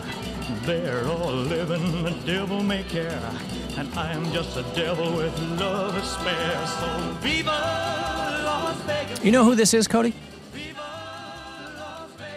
Elvis? Elvis Presley. Elvis Aaron Presley. The pride of Tupelo, Mississippi, my late father's hometown. Anybody see the Elvis movie? I have not watched it yet. It made some money. It's Baz Luhrmann, so I'm always drag my feet on his stuff because I just... It's a very so specific annoying. style that you have to be into. It made some money. I thought it flopped, but it made like $300 million. I don't know one person who's seen it. But the guy who's in it is a guy named Austin Butler. And I'm sure he's done other things. I think this was supposed to be the big breakthrough role for him, and maybe it will be. He's actually the season finale host of SNL this Saturday is Austin Butler. And Lizzo, who's filling in, the Yeah Yeah Yeahs had to cancel last minute because one of them's got long COVID or something. So it's Austin Butler and Lizzo on Saturday Night Live. And I was reading this long article on Austin Butler about how he was really, really deep into character to play Elvis. Poundcake, this seems like a guy that you're familiar with. Has he been in other things that you've seen? Yes, but not anything that you would know. He was in the CW's the Carrie Diaries, which is like the pre-story. Sex in the City. Mm-hmm. That's what I figured had been his area of expertise for a while, and then they kind of plucked him out. He actually is former. His ex-girlfriend is Vanessa Hudgens, so he used to be her slam piece for a little while. Oh, slam piece was what he was. There's some hot gas. Yeah. Getting it early. When he said Carrie Diaries, I thought he meant Stephen King. And I was like, that girl wasn't up to anything before she went crazy. Yeah. He's the one that poured the pig's blood on her. But this article on him about how he went full method acting to play Elvis Presley. He didn't speak to his family. He didn't see his family for 3 years. 3 years? That sounds like a guy who doesn't want to see his family. Yeah, totally. While preparing for Elvis, Baz Luhrmann left him in tears when he humiliated him on the set. He says, Baz Luhrmann has a reputation for being that guy. But the whole method acting thing, listen, every artist has their own process. But you didn't see your family for 3 years because you were prepping to be Elvis didn't know Presley? His family, babe. Yeah. I mean, they did. How much method do you have to do? Your face looks vaguely like Elvis. They put you in a greasy black wig. They put you in a white pantsuit for the later years. And they put a pillow under your shirt. There's a fine Boom, line Elvis. between Elvis and Andrew Dice Clay. And you really got to focus. Have you guys followed Andrew Dice Clay on social media? On Instagram. I think I follow him on Instagram. He just goes up to people and he's like, "Did you want a picture?" And they don't know who he is, which is the best. So They're like, are you funny. Lady Gaga's dad They're from... like, well, didn't you say you wanted a picture? He had a show on Showtime for a couple of Dice, seasons right? called Dice. It Yeah, was it was good. great. Natasha Leggero was his wife. Well, he also used to, and I was telling my friend this, I'm like, he had a reality show on VH1 where for years he was just walking around with a camcorder doing this kind of stuff. Really? And he just always had camcorders with him. So he's got thousands of hours of footage of him just walking around being Dice and being weird. In leisure suits. Yeah, just usually it was like the Everlast hoodies with the sleeves cut off. That was his go-to look at the time. He's like, Did you want a picture? They said you wanted a picture with me. Smoking from behind his head. Oh, I yeah. wonder if he could even do that anymore. I bet he can. I believe that Andrew Dice Clay Silverstein can do anything he sets his mind to. But this Austin Butler guy, I kind of want to see this Elvis movie. I mean, Tom Hanks is the guy that's under all the makeup because he played Colonel Tom Parker, and so they put him in a fat suit and the whole thing. But this kid, he tried not to see Chet for 3 years, but couldn't get away from him.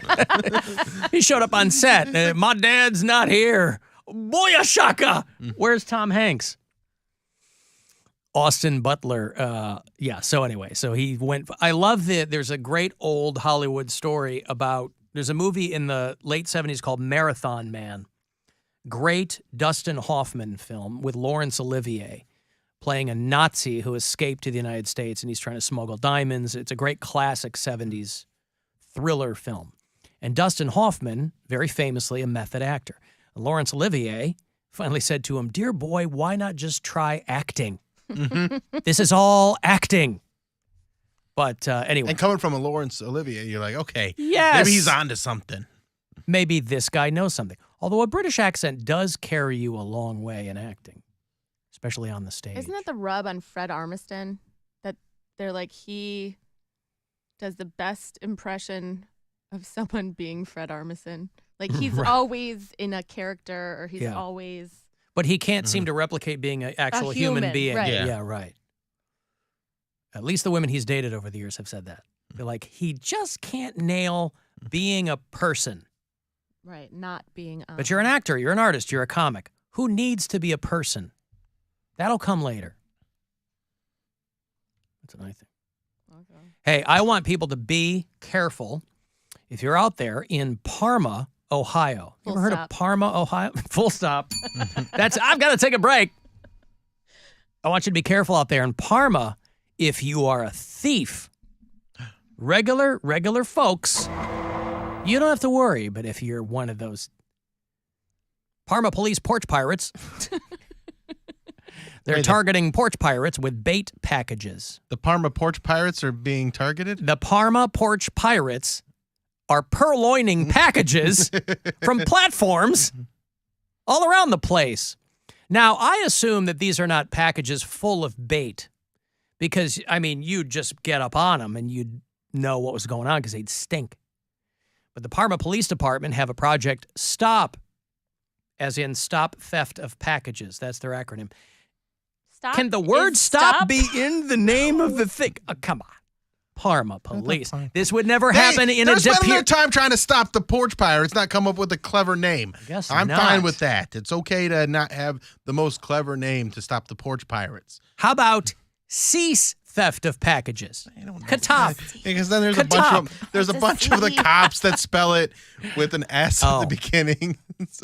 All I know is this kind of acronym disrespect would never happen in the Dean DePiro administration.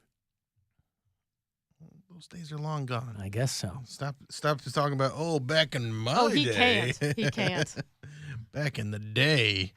Gwen will tell you at home, one of her biggest pet peeves, will you stop talking about the Dean DePiro administration in Parma? I will. Please. A lot of slamming of doors. Yep. The Parma police, they're putting out bait packages to catch porch pirates. And it has a GPS system, so they can track that. Now, by GPS system, they probably sunk some money into Apple tags. That's Mark Rober. He does the glitter fart bombs. Glitter bombs, yeah. Mm-hmm. That's great. They say it's in real time. Those are a joy to watch. So it's really, well, but this happened at our old house. Recently. See, the first 5 years or 6 years we lived here, we lived in Tremont for the first year, and then we lived in Ohio City for 5 years after that. And so what happens is you end up following the Tremont and then Ohio City Crime Watch Facebook pages. And then when you move out of those places, you don't stop following those. Because there's always fun things to see. Right. So Gwen comes across somebody's Ring camera video on Ohio City Crime Watch and it's neighbors, posting things going, be careful, this person is stealing packages from our front porch, and it's our old house. It's like looking from our former front door on West 38th and a guy stealing packages because it's these long adjacent porches. We always had all of our packages delivered to our sent to work. Yeah. I did that, had them all sent to work until I got a building that has a front desk. And sometimes I'll get like an Amazon call, and it'll be just like a missed call, and they're trying to deliver at 4 a.m. They're like, hey, your front door's locked. I'm like, yeah, it is. At 4:30 in the morning, there's no one here to help you. They do those overnight deliveries. Yeah, I'm like, stop I didn't doing need that. cherry water overnight. You can take your time. See, Bill has a doorman at his place. He's got a front desk. But he doesn't and have they a have garage. somebody. I do have a garage. He does have a garage. Not like a real garage. I have an underground garage parking spot, so I don't have to do any So snow you have removal. a hole? You have a I paved hole? Hey, they just made a bunch of Paved hole. upgrades to my paved hole. I'm just teasing. You mentioned the garage thing. By the way, earlier. his place His hole? is so nice, the underground garage hasn't collapsed. Yeah. That's how nice his place is. Well, they can't all say that. They've been doing a bunch of renovations on it to make sure it stays that way. Yeah. Good. They're like, we don't need to get sued by everyone in our building, so let's do some But then there's plenty of preemptive people in the renovations. building like, oh, we don't need that. This has been such a pain. Grandma has been like, Oh, I'm like, Grandma, this is Grandma. so the garage doesn't collapse. And she's like, yeah, but now I have to go in a different entrance, and that drives me crazy. Like, Change is hard. Change is very hard It's for hard. her. I get it. But it's hilarious for me when she's complaining about this very simple thing to do. Mm-hmm. Your hole needs to have stable walls. Yeah, that's right. No one wants a collapsed hole. Nope. Certainly not Austin Butler. I don't know. Alan Parma Police is probably my favorite Radiohead song. You might be onto something there. Stole a package from my porch. Alan, isn't Ghost Bag going to try to see Poundcake's bait package?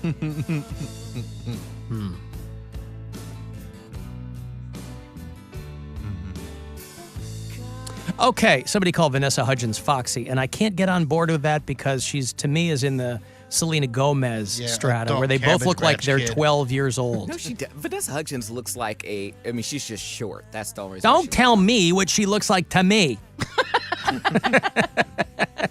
I'm telling you what she looks like to you. I think Selena Gomez is lovely. She just looks like she's 10. And Vanessa I can't- Hudgens has definitely matured. Like, she looks like a grown-up woman now. Hey, what's up? The dude, that's oh boy, that's I know his name because I met him out there Seems a few like you weeks know. ago. No, no, I shouted him out at the top of a show a couple weeks ago because I was walking to Heinen's to get some lunch and he wanted to take a selfie with me, and I don't. Now I feel bad because I don't recall his name. Kevin, Aaron, Jim, Dorf. Smith, Dorf. Dorf on golf. Dorf on construction. He's the guy out there. Alan, anyone ever steal your Illuminati pizzas? No. No, see, we have the opposite thing where I'll pull into my garage and the Amazon person is waiting in my driveway to hand me something because we've just gotten there at the exact same I time. need a break, man. Then I Sit feel there. rushed because I'm like, oh, I got to get out of my car because he's standing there waiting for me in the driveway. Oh, you feel rushed. I don't like That to he's be trying rushed. To hand deliver I a package. don't like to be rushed. I like to do things on my own time. I realize that they're up against it, and so that's why I don't take my time. You know those people passive aggressively in a parking lot will get in their car when they know, especially this time of year, when they know people are waiting for that spot. And Okay, they but- get in, they're checking their phone, they turn their car on. Get out of the spot. No, I just saw you get into your car. Don't tell me you do this. I do it sometimes. Don't. Well, here's why. I don't text and drive. So if I need to put my bags in the car, sit down, respond to a text, tell somebody I'm coming, or When there's where I am- somebody waiting for the spot? I would rather return a text message, start my car and go, than start my car and go and have to try to text and drive. I just don't do say, it. here's what I do. If there's somebody waiting, I'll do the 1 second. No. Find another unpopulated corner of the parking lot. Do Have the you text. ever been to a Trader Joe's parking lot? There is Especially that no, one in that there one. is no unpopulated area everywhere. I guess I was thinking of like a Target parking lot or Oh, something. well. Okay. Well, results may vary. Okay. I acknowledge them like just a second. I have to do it. Okay. I get that. And also, Close quarters. And then I flick them off. Yeah. And then I sit there. You're going to a Trader Joe's, especially that one in Crocker Park. Oh my like that God. parking lot is It's the worst. absurdly small. And it's so tight, and everyone's going to the Yeah. gym, and they're all, oh God, it's the worst. But I've never been to a Trader Joe's that has a good parking lot. No, God, what was we used to go to the one on In Chicago? Diversey. Oh, God, you have to park at the 8th floor. It was like Western and Diversey or something. That's where the door to the Trader Joe's was. Yes. Yeah, it was awful. Take the elevator down. They just shoehorn. Yeah, it was terrible. Yeah. I get what you're saying. I'm just saying sometimes the safer, smarter move, is to not be a texter and driver. All right. Yeah, just because you text and drive all the time. No, I will talk to text. And I try not to do it if I'm, Swerving. If I'm swerving all over the road, I try to not text and drive. No, I don't. That's not a big thing with me. But in a pinch, if you're like, hey, what's your ETA? I will talk text. Okay. But that's very quick. So I'm not worried about that. Yeah, I might have a roast in the oven or something. Yeah. Surrounded by carrots. You better, and it better be ready. That's right. Alan, that roast parking in the lot, oven. that parking spot person is douchey, somebody says.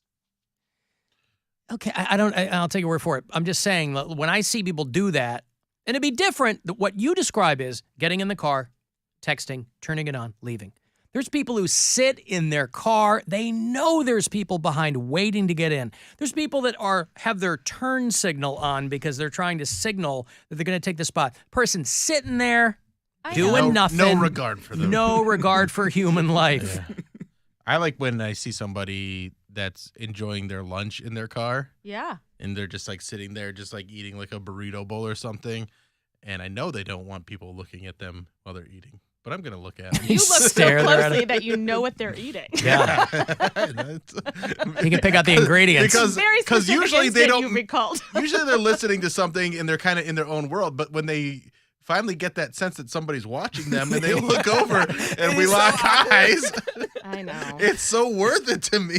But sometimes the car is the only place where you have peace. Yes. Listen, I've done it. I've been there, but I still like to just have that moment where they look over and they just see me looking at them, and they're like, they have a full mouth of food. And you're driving, or you're just like walking? You just stop. I'll just stop and wait for them to look at me, and then once they do, I'll just give them a little salute and just go on my way. Oh, you've got too much time on your hands. Well, my kids are grown up.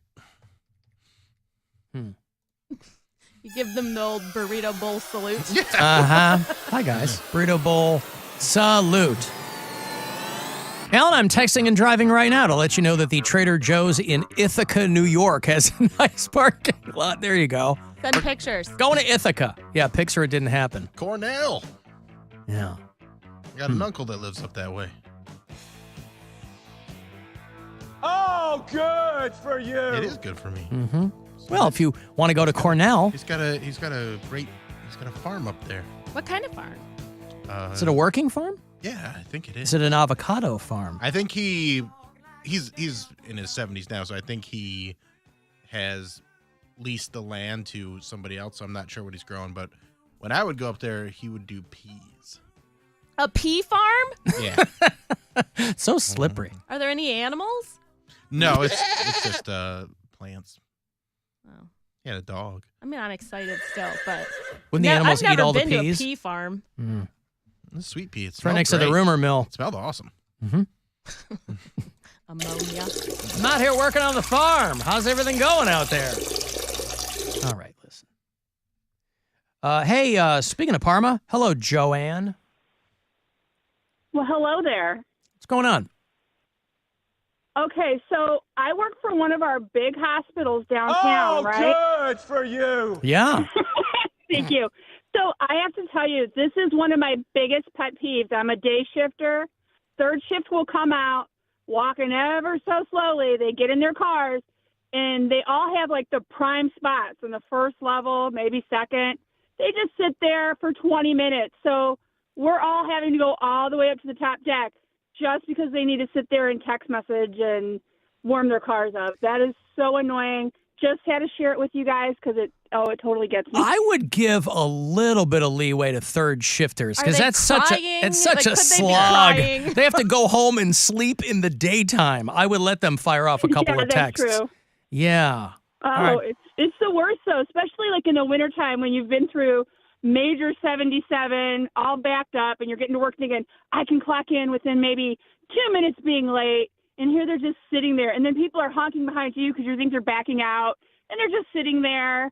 It's like, oh my God, really? Maybe you just need to leave for work earlier. Yeah, stop driving to work all backed up, Joanne. I mean, that seems to be on you. I know. Alan, you could forgot be. about Parma Chameleon. Okay, thank you, Joanne. I've got to move on. Hey, I'll have incarceration passes for you. Will the Culture Club be there? Yeah. No way to know. Nevertheless, they're going to announce the lineup after the first of the year, and they never go wrong out at incarceration. So I'll have all weekend passes for you. It's 14, 15, 16 of July out there at the Ohio State Reformatory, so we'll do those coming back. 35192 if you want to send a text or watch at alancoxshow.com.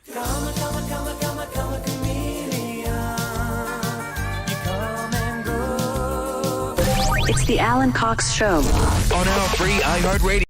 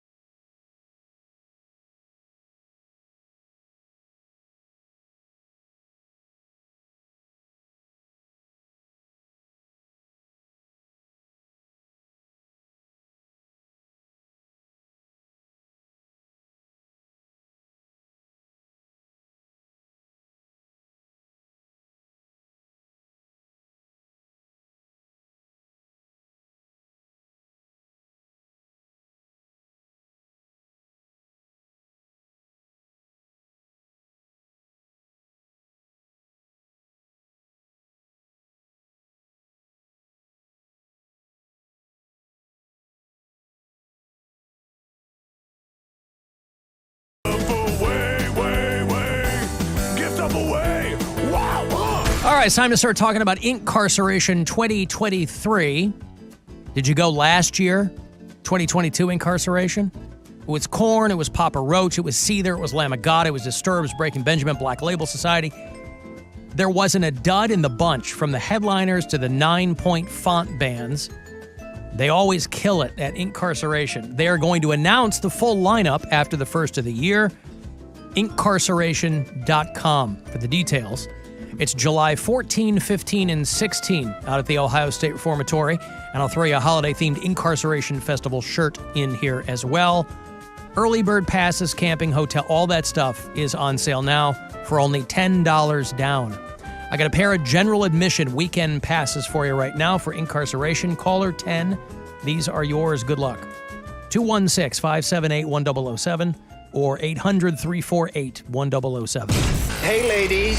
If bad puns and even worse accents get it slippery down there, I'm so turned on, I think I'm actually getting dehydrated. you've come to the right place. The Alan Cox Show. On 100.7 WMMS. Maybe these guys will be there.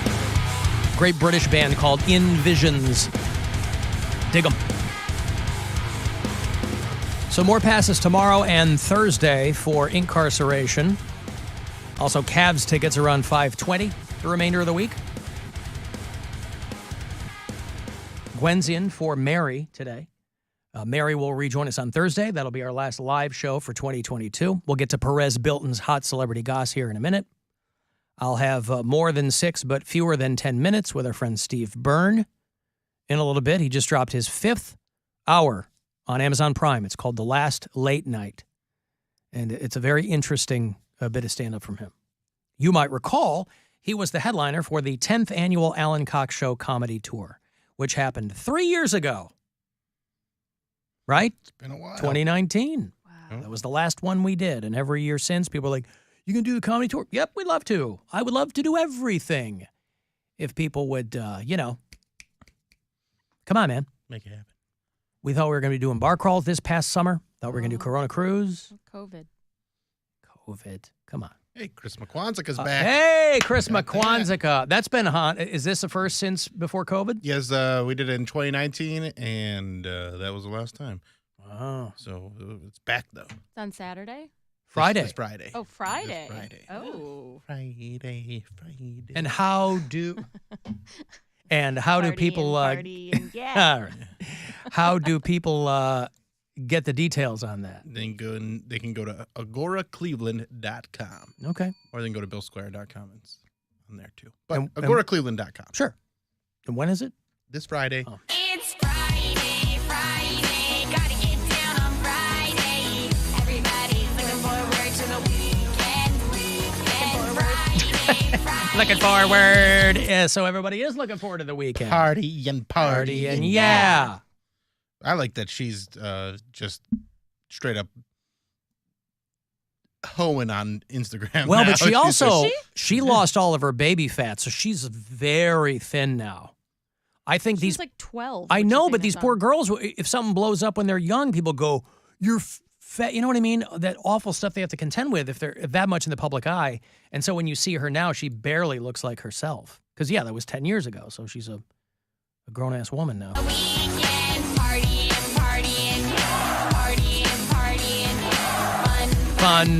Fun. Good lyrics. Pretty good. Oh, by the way, let me throw this at you, and then we'll move on to hot celebrity gossip. I got some food news here. We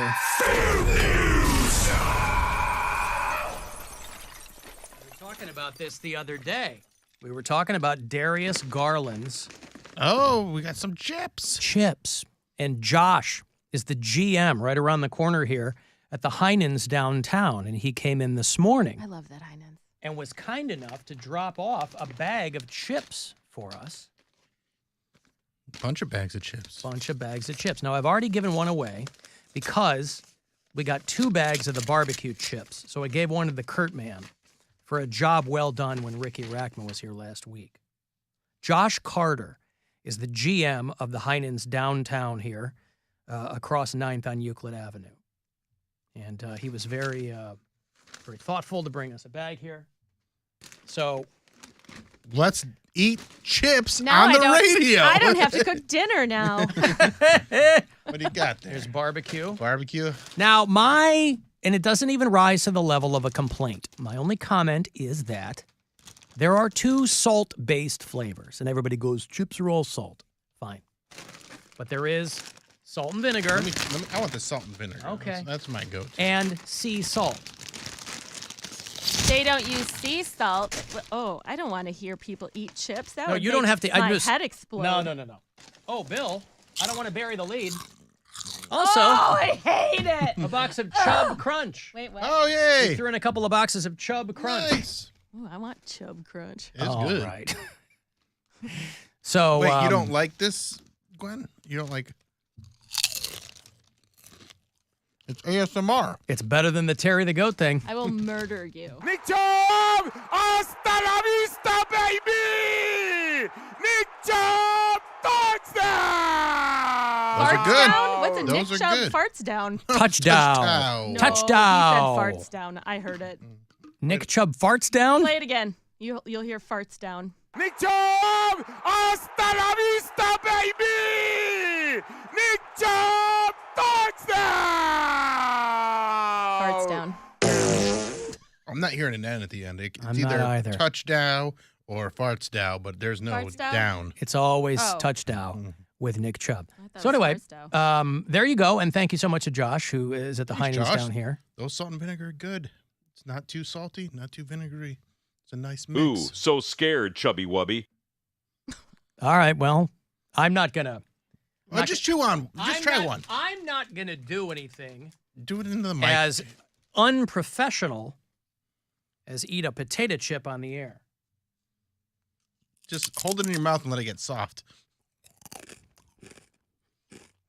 Pretty good. Gwen, do you want one? If you ever I guess I'm not going to need those condoms after all. for your mouth, maybe. No! What? I don't know. I don't know what that means. Pretty good. I'm losing my mind. Mm-hmm. She hates Tiny noise. tiny noises. Tiny noises aren't good. And here's the thing. Some foods are inherently difficult to eat quietly. So on a Saturday morning, which is when I'll allow myself a bowl of cereal, we'll sit there, and it's very difficult. All right, a box. It's very difficult to eat some things quietly, but I'm always conscious of the fact that Gwen is sitting there, and even if we're like eating a hamburger or something, I'm like trying very quietly. Oh, I'm not that. No, I know. I'm just saying that I'm cognizant of, for you. I those don't bother me. You put your arm around me, and then you Pulls put your you in. nails. You pick at your nails. Oh yeah, right in my I'll ear. do the nail thing in her ear. Oh, listen. Right, I'll flick my nail in her ear, much like I'm doing now, just from across the room, but it still goes in her ear. Don't do that. Sorry. Well, those were good. They're very good. I'll tell you what. You say one thing about Darius Garland that has to do with him not coming up with some amazing chips. I'll kick your ass. How about that? Now, do they rise to the level of Cardi B rap snacks? Don't know about that. I put them over anything Cardi B's ever done. You would? Mm-hmm. Will you put him up there with Lil Boosie, Louisiana Heat Wavy? Oh, yeah. Like that. But these are real good. What about Rick Ross sweet chili lemon pepper? Those are good, but I got to back my man Darius Garland. DG's the guy. Cardi B cheddar barbecue? What was the first one again? Lil Boosie. Lil Boosie, Louisiana Heat Wavy. Well, they're wavy chips. I just put wavy as part of the title. Oh. Wavy potato chips. No, I thought that was the name. Lil Boosie, Louisiana Heat Wavy potato chips. But I like to call them Louisiana Heat Wavy. Because that will be my rap name, is Louisiana Heat Wavy. Well, thank God you don't rap. Mm-hmm. Feel the power. Feel the bass. It's Alan Cox in the house. Some Poundcake has Pumpernickel Black for his new He just found out what pumpernickel was, too, when he came to Thanksgiving. I'd never heard of that before. I Pardon me. I never heard of pumpernickel before. So it's a family thing, saying pardon me. What did you serve? She's picked up my worst habits. What? When I say, pardon me, you're on the show. Oh. What show?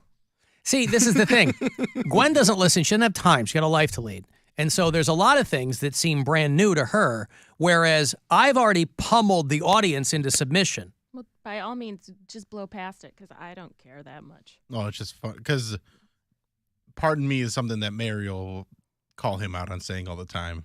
Yeah. I want to take a breath and have someone repeat themselves when they've said something so unbelievably strange or dumb. I just want to know what they serve cold spinach dip at We don't. holidays. We in. don't. We They have, didn't have it. We have a vegetable platter. We had it for the first time at our Thanksgiving. We don't have that. We have. Is dip in the pumpernickel It's bowl? a bread bowl. But We is don't that have always a bread bowl. pumpernickel? I mean, it's Bread bowl is some white people stuff, I Traditionally, think. Isn't it pound yeah. cake? What would you say? Bread bowl is some white people stuff, right? I think so because we have shrimp and then cocktail sauce. We have vegetables and then like the whatever stuff you dip the vegetables in, and then we'll have like some chip and dip, and then we'll have like the spinach dip for like the potato chips. And none of it is in a pumpernickel bowl. No. But do you have the White people problems. Do you have the taco salad that has iceberg lettuce and crushed Doritos in it? Actually, that was our favorite thing growing up. It's always that was cold ground everybody beef. loved it. Yeah. It was my Aunt Rochelle would make that for all of our family get-togethers, and that was the one thing that would get destroyed every time. Or how about the Asian salad with the crushed ramen, uncooked ramen noodles? Oh, that's actually very Did you good ever too. have that? Yeah. With the mandarin oranges from a can. See, I didn't like it with the oranges. I liked it. My ex-wife used to make one with. Who's it was your like, ex-wife? I don't remember her name. But she Check your wrist. Shut up. She would make a broccoli slaw that had that in it with the noodles. The noodles, and it was so good. You gotta love a good broccoli slaw. Pound cake, pumpernickel is actually good for your digestion because it has like 8 times the starch. And so next time you're going for, I honestly, listen, you know you're clean pumpernickel out, yeah. black, yeah. Well, I It'll be looked fine. over when I went over to Bill's family's house. Like I just was like looking at the stuff, and I was like, picking a little thing. He's like, try the pumpernickel, and I thought it was a plate of brownies, so I didn't even like consider that. I was like, I'm not gonna go that far. It's not even like Who made the pot pumpernickel? It was delicious. it looked like brownies, and I was like Tripping balls. He said it a couple times, and I'm like, have my hand over it. He's like, right there, right there, right there. I'm like, okay. And I tried it. It was good. I had it. It's an anti-inflammatory, son. What is pumpernickel? Good for you. What traditionally is served on pumpernickel? I mean, it's a rye bread, so you could have like a ham and Swiss or Like, right. not, I mean, but not like a corn. That's corned beef. Like that's a don't know, rye. whatever you want. A marble rye. Does that have part? I think that's part pumpernickel. marble rye. Okay. Bill, do you want to do hot celebrity gossip for the last time this year? I do. Are you ready to do it? I am.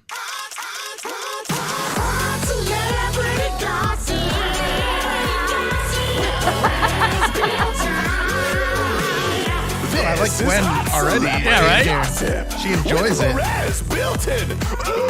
love a It's spectacle. already ahead of you, yeah. This is a Christmas one. Can I get some more Christmassy music? Do you have something like Oh, that? well, I could certainly find some. I mean, you don't like this porno game show music I've got for you? I mean, it's good, but I mean, we're doing a little Christmassy. Okay, hold on. Let me switch gears here very All right, quickly. And Sorry to see put what you on I the could- spot like no, that, it's but- okay. It's Not like you knew this was happening or anything. All right. There we go. All right. You guys remember Rudolph the Red-Nosed Reindeer? Yeah. You remember his Got a friend shiny nose. Hermes the elf that ended up becoming a dentist? Yeah.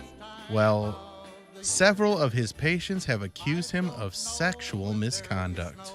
Oh no! And according to inside sources, Inside sources. an anonymous patient of Dr. Hermes, are dentists doctors? Yes, DDS. That does not sound Doctor right. of But Dental anyway, Science. His this anonymous patient said the last few appointments he's gone to with his shirt tucked in, and then he goes under, wakes up, and he's untucked. Inside sources. Hermes denies the allegation, saying anti-dentite hate has made a resurgence and is at an all-time high. Yeah. Inside sources. Probably blame Kanye for that too. Right? Frosty the Snowman is back on the streets after his most recent stay in rehab. Frosty has had a complicated history with white powder, and he's taking things one day at a time. Inside Sources. That's right. According to Inside Sources, Frosty hit an all-time low before his latest stint in rehab. Frosty was seen Jack Frosting the Snow Miser for some white Christmas. Inside Sources. And finally, the big man, Santa Claus, is in hot water after allegations that he was kissing Mommy. Mrs. Claus had this to say about the allegation. He cheats on his diet. Why wouldn't he cheat on me? And according to Inside Sources, it was not old Saint Nick kissing Mommy. It was, you guessed it, Pete Davidson. Oh, God. Pete Davidson. Is there anything he can't do?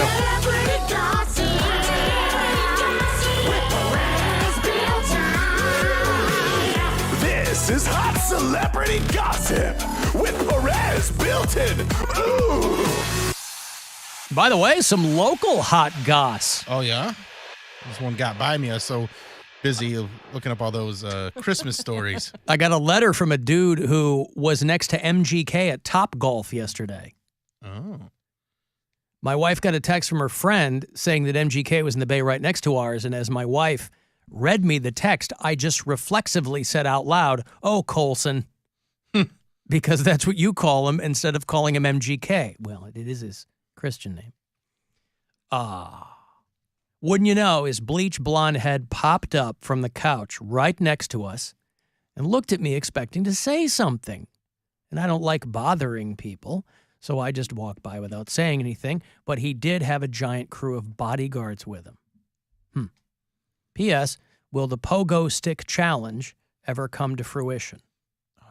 It's in our garage. It is in our garage. That's right. Will the Pogo Stick Challenge come to fruition? I believe that it will. What's the pogo stick challenge? Well, I got it for when we were going to have this big window, and then we would see how many jumps we could do in succession. When did you guys move here? August.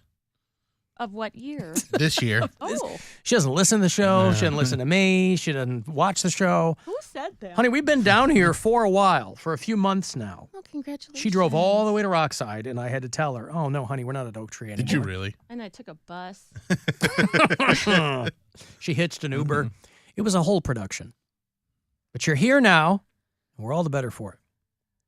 Back to the pogo stick challenge. Well, we're going to What is see if we can. Well, I've got a pogo stick. We're going to see which one of us can do the most successive number of successive hops on a pogo stick without crashing into very expensive equipment here. That's what I'd like to do. Yeah, very expensive equipment. Shut up, Bill. That's what I call it. equipment? I call it equipment. All right? Because we're all making jokes here. Get it? Yeah, I don't know. Nice save. Thanks for explaining things again. I've got a break. If you want to text 35192, AlanCoxShow.com is where you can watch, and the iHeartRadio app will let you listen wherever you are. The Alan Cox Show on 100.7 WMMS. Rover's Morning Glory.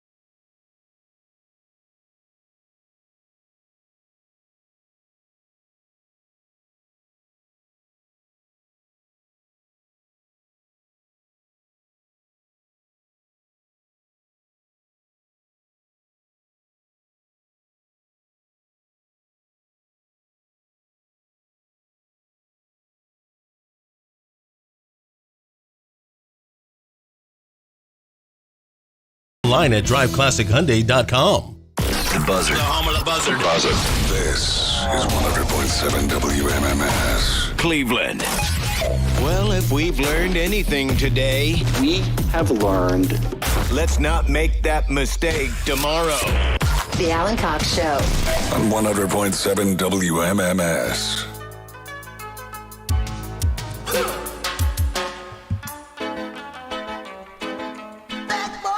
What you want,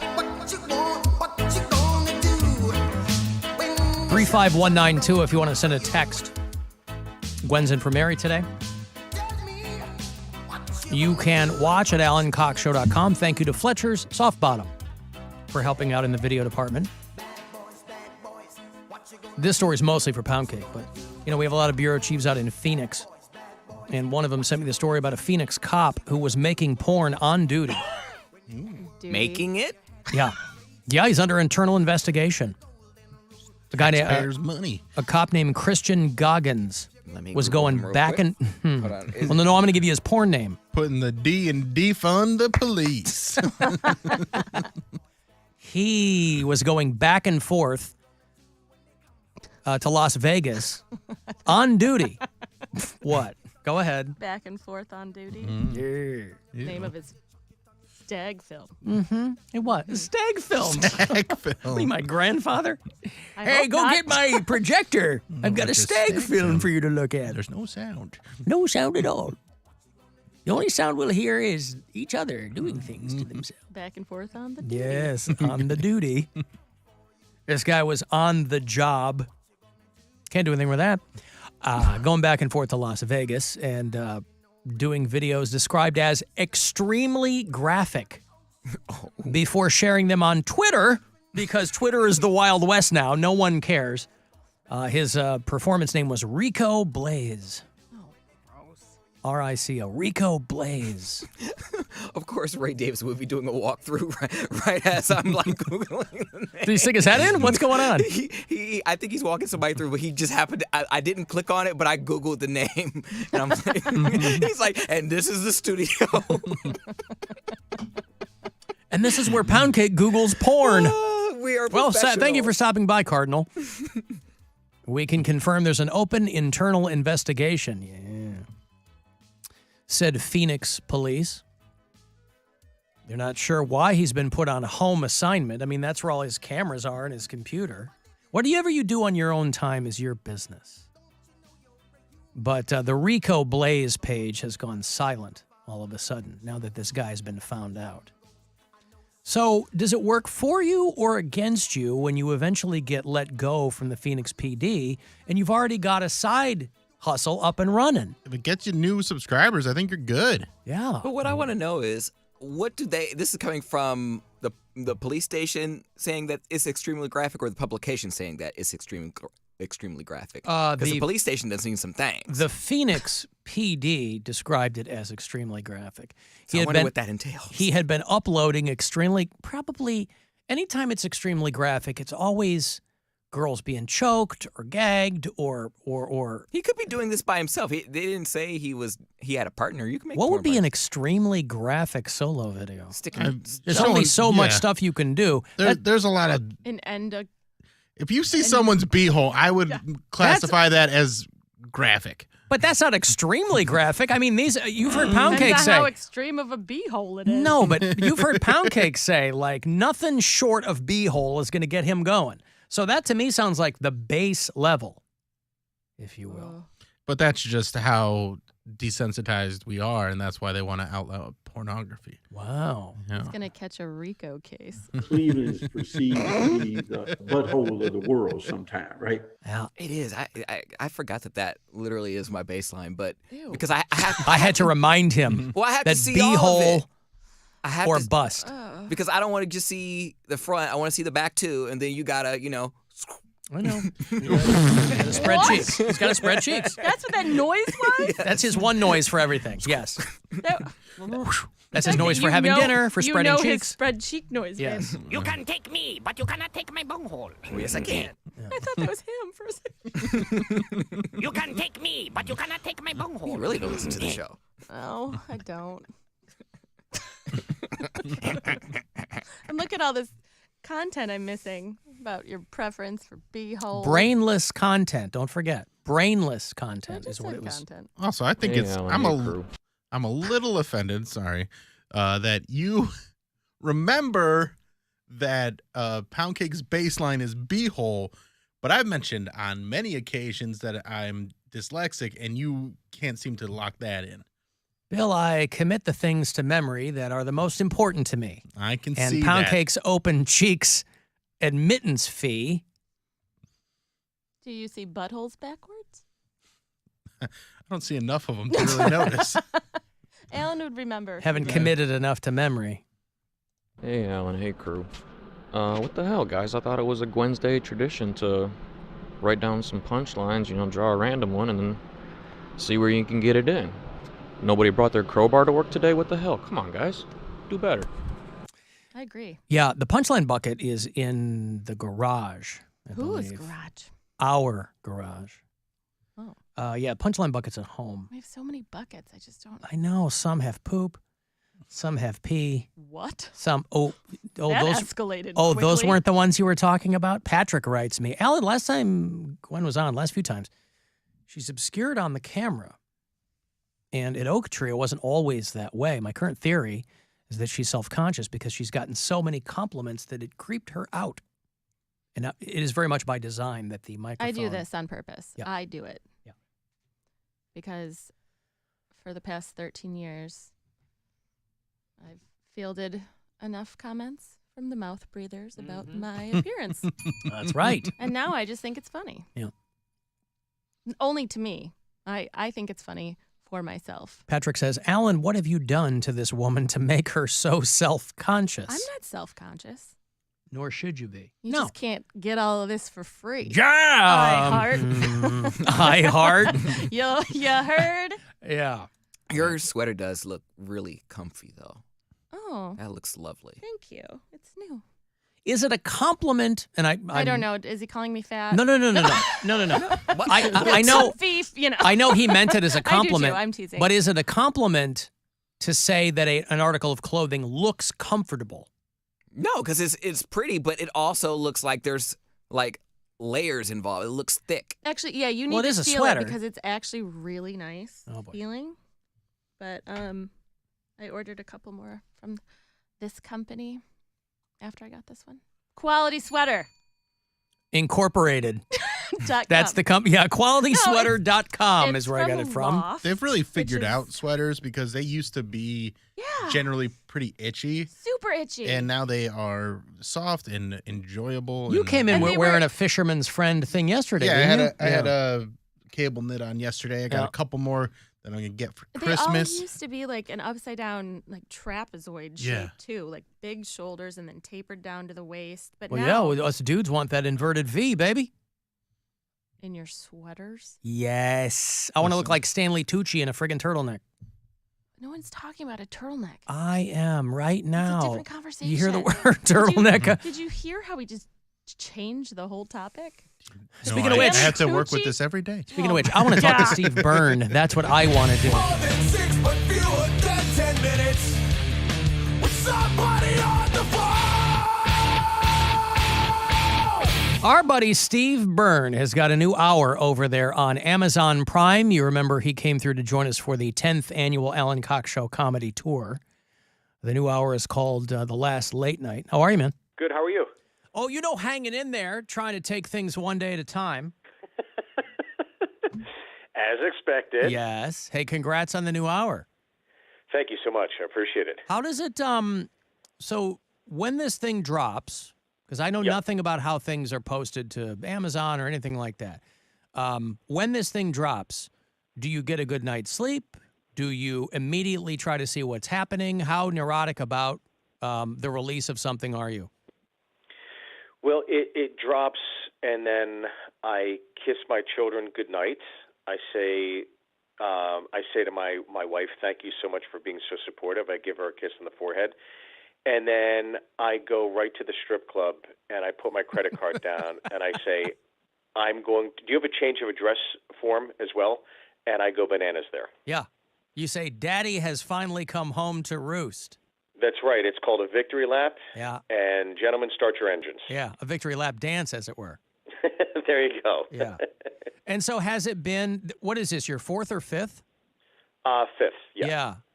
And this is a very, last time I kind of talked to you in person, you alluded to the fact that it was a pretty Herculean undertaking. I mean, just the format of it alone, part stand-up and part late night show, which I love. I wasn't quite sure how you were going to lay it out, but between the interplay with the crowd, there's moments of that where you just kind of sitting there and the band's playing along. You're keeping a lot of different plates spinning in this.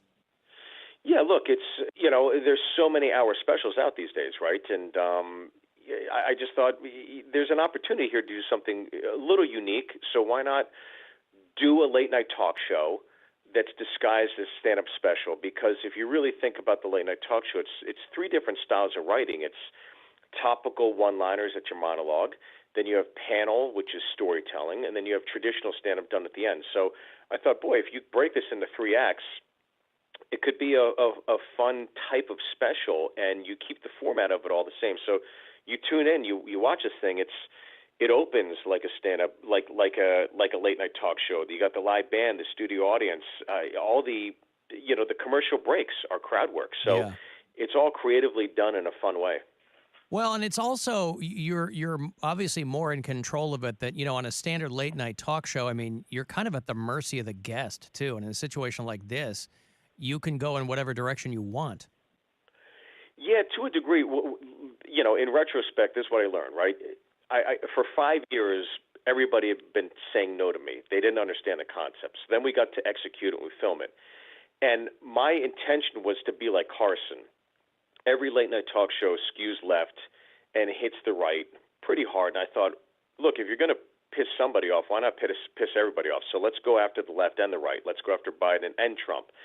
And so that was kind of the goal. And then you turn this thing in, and then you forget, there's young executives based in Southern California that are going to dictate what makes it to air and what doesn't. And I've been posting these banned jokes that didn't make the special, and when you watch them all together collectively, it doesn't take long to read the tea leaves to understand why they got pulled. So, I see.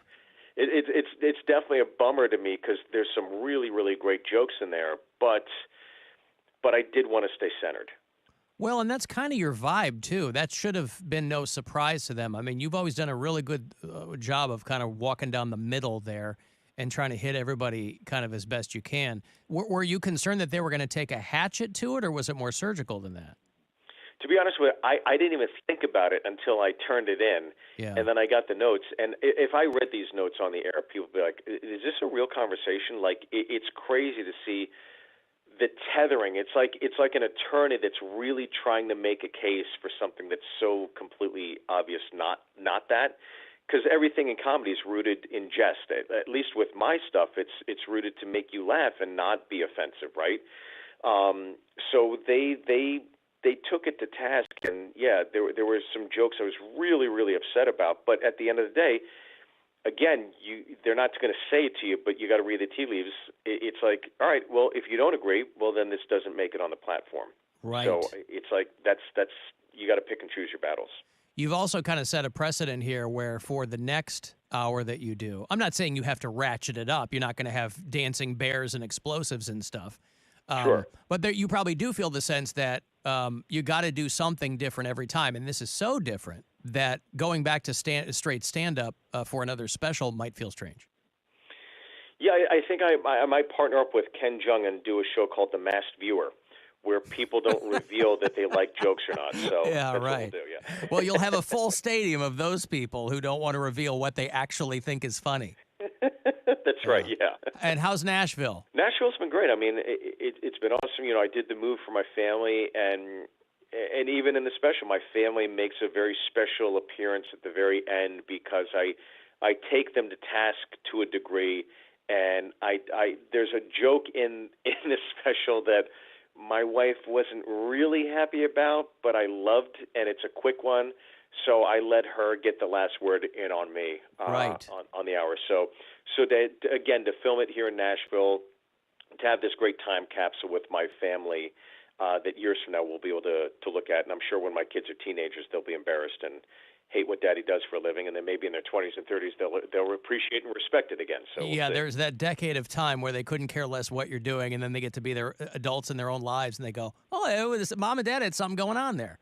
Yeah, exactly. Yeah, so I'm glad I did it right before they, before the term is they leave a curly one on the soap and everything changes. So. Well, I went home to Chicago for Thanksgiving, and you were out at Zany's, and I was trying to get out there, but I couldn't make it happen. So That's the thing that stinks about working in Chicago. It's the Chicago Improv, and it's 40 minutes outside of Chicago. it's so far out there. It's like if you're Zany's downtown, you're fine, but if you're out in St. Charles, man, you might as well be in Wisconsin. Yeah, the club should just be called Surrounding Area. It's not Chicago. It's really infuriating. Right. The club by the mall. It's right out there, and it's very exciting. Well, hey, Yeah, listen. and who doesn't want to be booked in a mall Black Friday? Right. Well, listen, man, I always like catching up with you. Congrats on the hour. It's very funny. Thank you so much. Thanks for having me. Audience- and Squire's got a hour as well. Yeah, he does. Pure BS. Yep, it's on YouTube. Yeah, his just came out, and I see the view count, and people are appreciating it, respecting it, so that's good to see. Mary just shot hers for Helium in Philly on Sunday. Oh, that's awesome. Yeah, Congrats. yeah. So everybody's got something except me, Stevie. Well, look, you're at the helm of the ship. You're our Captain Stubing. You're the love goat, so we respect what you do.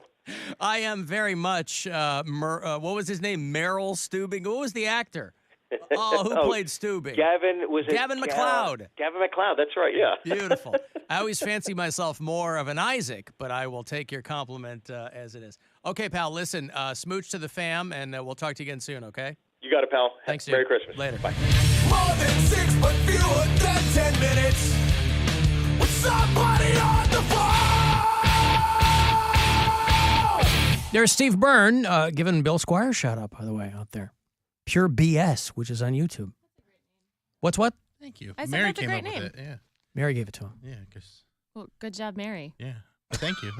He was going to It's call a good it special too. Nice. You should watch it. BS is all I've got.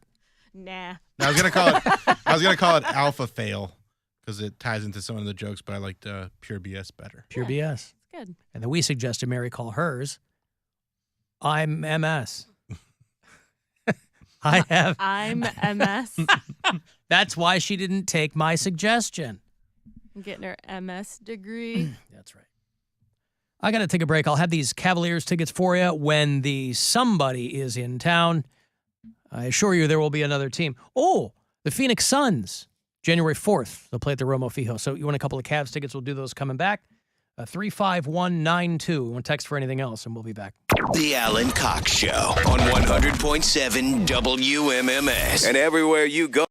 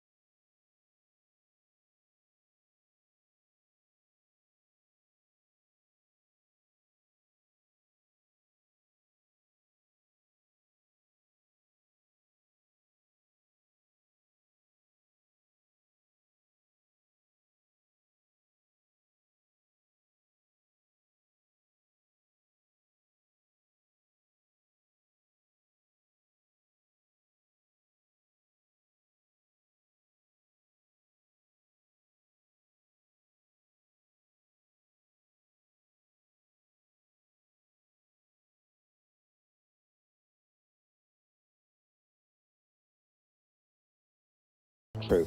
Listen to The Big Take on the iHeartRadio app or wherever you get your podcasts. It's time to, wow, give stuff away. All right, I want a couple of Cavs tickets. Wednesday, January 4th. They'll be at the Romo Fijo to play the Phoenix Suns. Who is that, Chris Paul? Who's with the Suns? Yeah, Chris Paul, Devin Booker. There you go. Tickets are on sale at Cavs.com. They'll have all the details you need on any game you want to get to. Cavs, Suns, January 4th. It's a Wednesday night at the Romo Fijo. A couple tickets here for you. Be caller 10 216-578-1007 or 800-348-1007. Welcome back. Local DJ and all-around female orgasm denier, Alan Cox. This is the Alan Cox Show on 100.7 WMMS.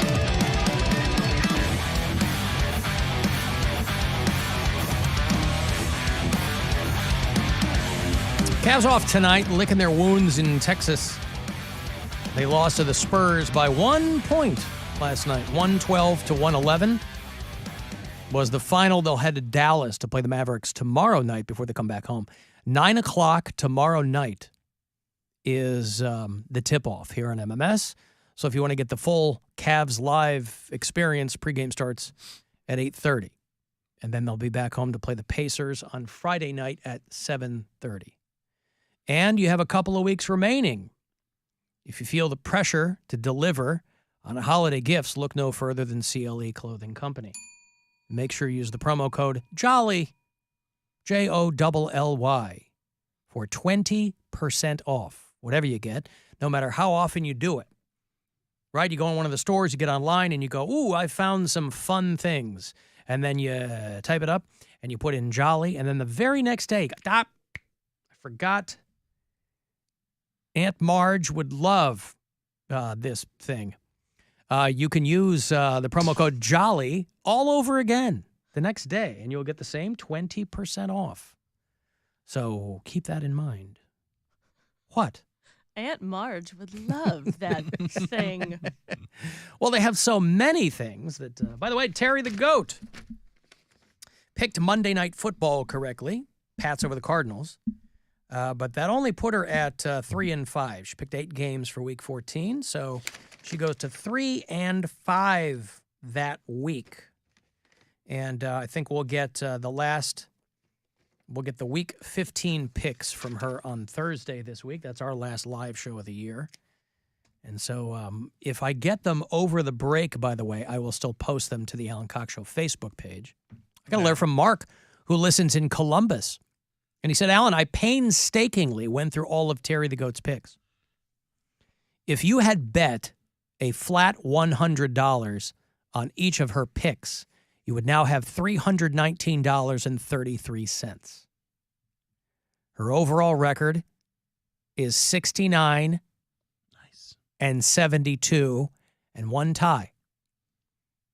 It's not too bad. 69 and 72. You could have, don't look at me like that. I'm not prepared to do math. I'm just reading this as written from Mark in Columbus, who, I take him at his word, painstakingly went through Terry the Goat's picks. Now, Gwen, you don't listen to the show, right? But there's a controversial thing that happens when we do these picks. I will voice whether I agree with her picks or I disagree with her picks.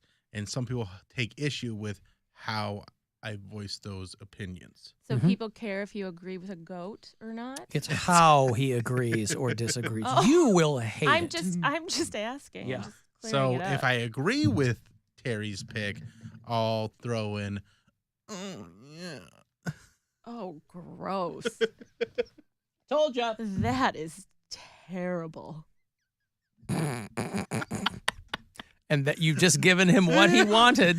He You can fell have it. right He can into have his all trap. Of that. That was horrible. You have fallen into his trap. and then if I don't like the pick, I'll say, Doesn't get any better. But again, I don't tell people what to do. And the audience is evenly split. Very split. Very on the divisive. noises or on the goat? On the girls hate it, the guys love it. The guys love those noises. Well, if you like, some people like really cringy humor. Oh God, I think I just threw up in my mouth. Are you okay? I don't know. The way it hits people. There are a few women that like it. No, there aren't. There are. I've heard from a couple. There's False. a few. Heard from a couple. Fake news. Very turned on. Hey, Brett. They're just the Do right amount not of wet. make me spit all over this new equipment. Did you say new equipment? I did. God bless America. Gotta You get any said goddamn it. respect around here. Yep. Hey, Brett in Kent. Yes, sir. Good evening, guys. Hey, well, thanks for hanging on, Brett. What's going on? I don't normally call in, but I just had a funny little thing happen this weekend Yeah. that I was like, I got to call in and tell these guys. So I hop in the car and pulling out of the driveway, there's a local sports talk radio station on. I'm not really paying attention. And the guy goes, let's go to our next caller. It's Dick in Dayton. And I'm like, what? Turn it up. And sure enough, it's Dick from Dayton. And sticking to the playbook, calling a radio station, talking about banjos, lows, where his cousins grew up. Oh, yeah. sending Yeah. the Oh, yeah. host All the greatest hits. gifts and all this. Yep. Yeah. So I didn't know if you guys were already privy to that with the other stations, or if he's cheating on you a little bit. Or No. what it was. It was brought to my attention the very first time he called my show. People immediately, I was the new guy, didn't know anything about anything, and people immediately said, that guy calls every radio station. And that's when he was just taking his breaks at the Lowe's there in Dayton. Yeah. He was, right. So he retired from that. Ironically, since he retired, we hear from him less. He's got stuff to do. He's got stuff to do. He's got got banjos to play, especially this time of year. He's doing a lot of He's- Christmas concerts. Yeah, he's got mandolins to destroy, and he's got banjos to detune, and I was just laughing. I was just laughing to myself in the car as I'm listening, because I could just almost see the look on the host's face with the awkwardness of like, what is happening right now with the sending them gifts and stuff. Oh But no, anyway, I just got a guarantee. kick out of Yeah, it. I guarantee that, Brett. I guarantee whoever he called, that was not the first time that he's ever called. So that guy probably reacts to Dick the same way I do, which is let's see what happens, and it's usually the same thing that happens. But we've gone on Good a Dick stuff. hiatus occasionally too. But I appreciate the heads up. Thank you, Brett. Do you think that? Cheers. Do you think that's a certain type of psychosis? I don't think it's a psychosis. I think he's bored, and I think that's. Listen, I don't have a. I appreciate anybody who has some kind of connection with Yeah, this but- program. but I don't he mean just has a just- connection with. I would say every- psychosis. I would say it's more of A disorder? like being on the spectrum to a degree. I mean, I'm he's just wondering. he's an old No, man no, who no, wants no. to call and talk to people. But how does he find all these phone numbers? And how do you know what I mean? Like, he lives in Dayton. How is he calling He or can Google. listening to a Kent? I don't think he's Googling them. No, that's he's what not, I mean. He's Like, not a guy that's all that well versed on how to No, use a computer. he might not have a smartphone, but you don't think he has a computer at home with Google on it? No, I think he's got them all written down that's on a what slip I of think. paper. And he would. Well, You okay. think he goes in order? I'm Probably. honest. Like, 'cause I think he's Don't know. maybe They're- Googled them or looked them up in the yellow pages. or had I don't somebody know, look yeah. them up for him. Yeah. I'm just wondering because Dayton to Kent seems Well, no, that dude was just listening to a he was local sports talk station in Kent. I thought. But a lot of the places, I mean, if he's maybe calling, a syndicated show or something. But if he's calling places that he knows in Northeast Ohio, you're gonna know those phone numbers from when he lived up here. Did he live Because up they've- here? Yeah. Oh, okay. Because the numbers never really change. I mean, 216-578-1007's been the number for here forever. But he's probably even calling the 800 number because he probably still has like a long distance phone line. Well, does he call from a payphone? He would call from when he was work. at Lowe's, Right, he that's would what I call from the thought. break room. Now I think he calls from his house. God damn, you dick. What? Hey, Steve. Yes, sir. I was A just bunch of wondering, assholes. have you ever had a poll or seen a poll? I know women generally like I've men seen a clean poll. shaven. Huh? I've seen a poll. Yeah. women like men clean shaven. How about do men generally like women clean shaven or vice versa? I like my women to have a full beard, Steve. If that's what you're asking me. That's what I like. My wife prefers me to not be clean shaven because my beard is white, and she wants me to look old and undesirable. That is patently She false. wants me to look like Santa Claus, No, Steve. I don't want you to look like Santa. This is so stupid. I'm not doing this. Well, how long is your beard? It is 4 feet long. Well, that's like that Rip Van Winkle beard. That's why they call me Rip Van Winkle. Yeah, the Rip Van Winkle of talk radio. Everybody's going to sleep. Yeah, everybody, I'm going to put you to sleep for 4.5 hours. How do you like that? I like my ladies clean shaven, Steve, if you're asking me. Well, what's the percentage you think women liking men clean shaven? What is this, 50-50 or 37%. I think women prefer some facial hair. I think these days they do. Yep. No, I mean I like my women completely shaven. Bald head, no eyebrows, wax the lip. I want the whole thing. How about hairy legs? Yes, I absolutely want hairy I legs. went to high school with hairy legs. It's class of 99. Okay, thank you, Steve. Let's ask Gwen about me getting my diploma rescinded. Mm-hmm. I would like Gwen's input on this because I technically graduated from high school, but I didn't do the work.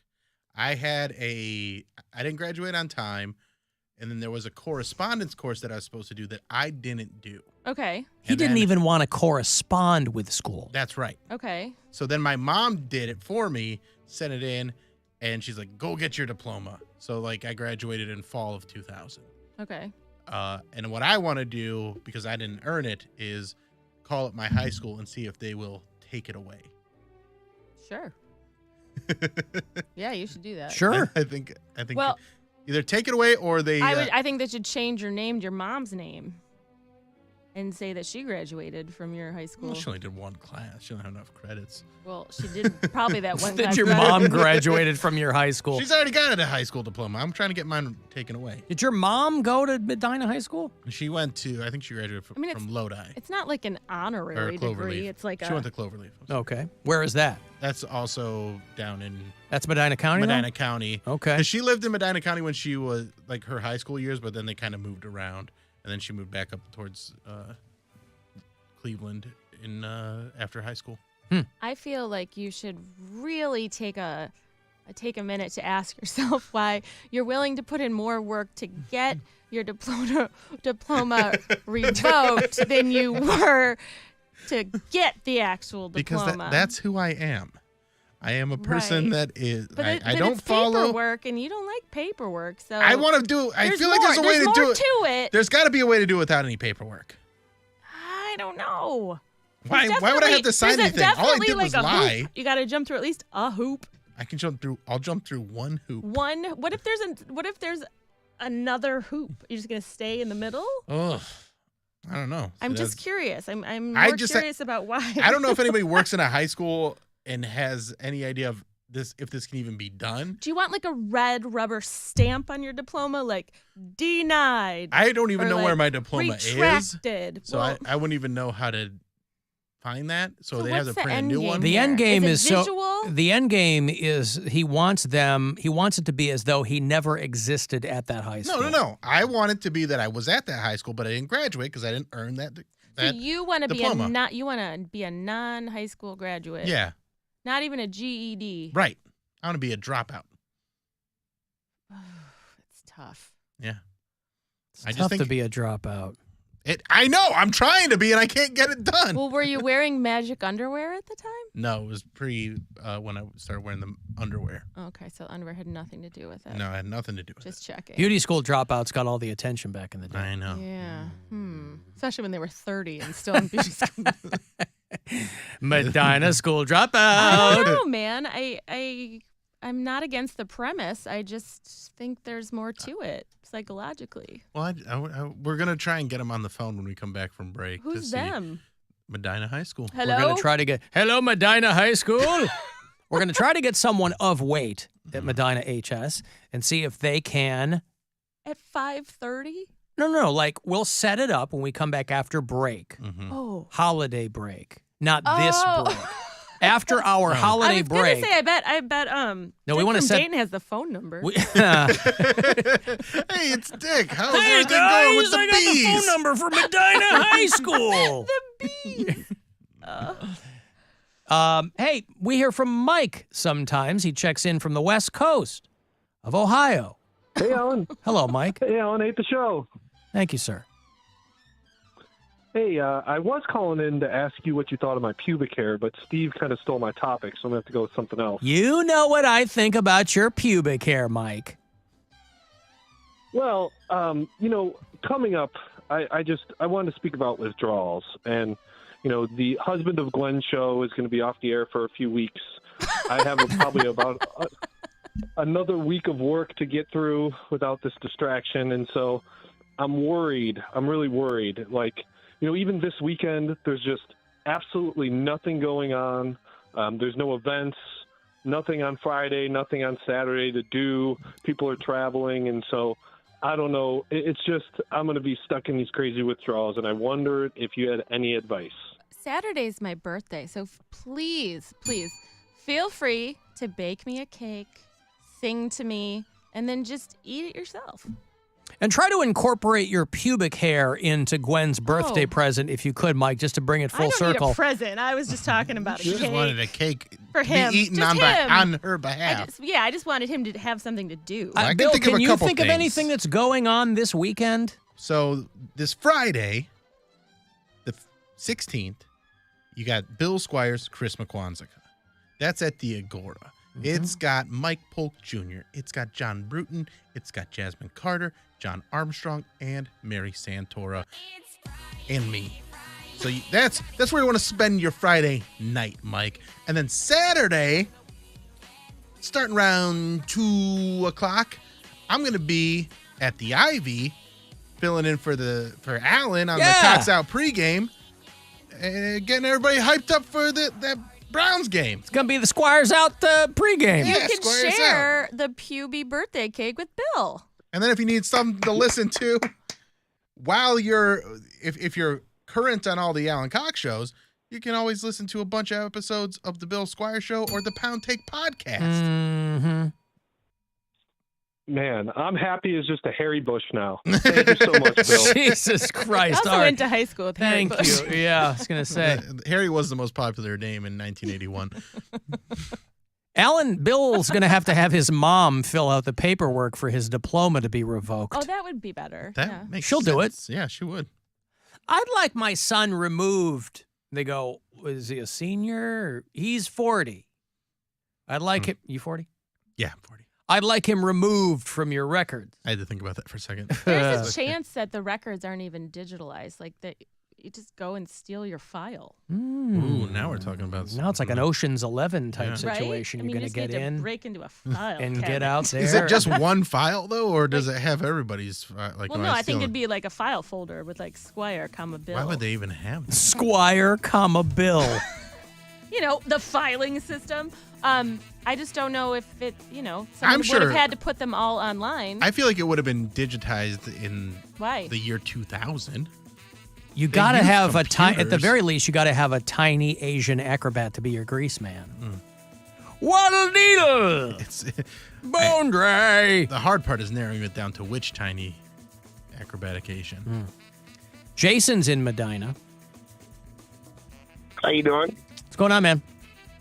Is he working Not at too school? bad. Bill, think you're funny. Glenn, you are hilarious. Oh, I love By the way, you. I'm 43 years old. What am I, a dick? No, you're awesome. I listen to you every day.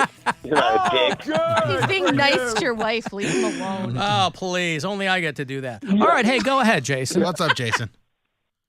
So, I'm 43 years old. I had a son when I was 17. I did not graduate high school. I currently own a business, and I'm doing about $50,000 a year. I got $20,000 a month with payroll, and I'm doing it all with being a fucking retard. Nope. Whoa, whoa, whoa. All right. There, He dummy. said being a silly goose. He's doing it all with being a silly goose. Right. And how ironic that he called to brag about being a high school dropout. Okay, thank you, Jason. Appreciate the call there. You silly goose. What a goose. You know what'll clean the palate? A little sweet nothings from Jenna. It's time for Sweet Nothings with Jenna from Poland. I mean, he, like, when I, like, you know, and I think it's, like, you know, I mean, really. This has been Sweet Nothings with Jenna from Poland. If nothing else, she can really turn a phrase.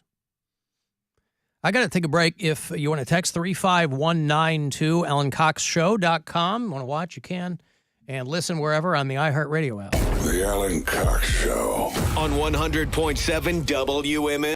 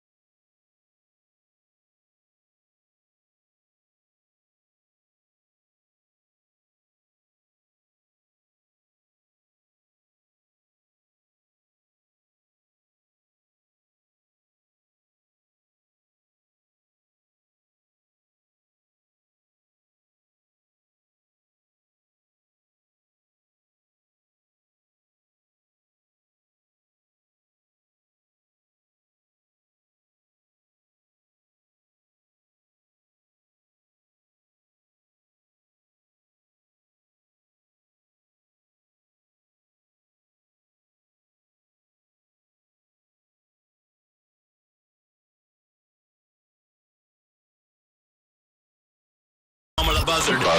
This is 100.7 WMMS. Cleveland.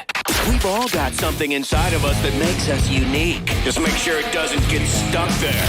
The Alan Cox Show on 100.7 WMMS.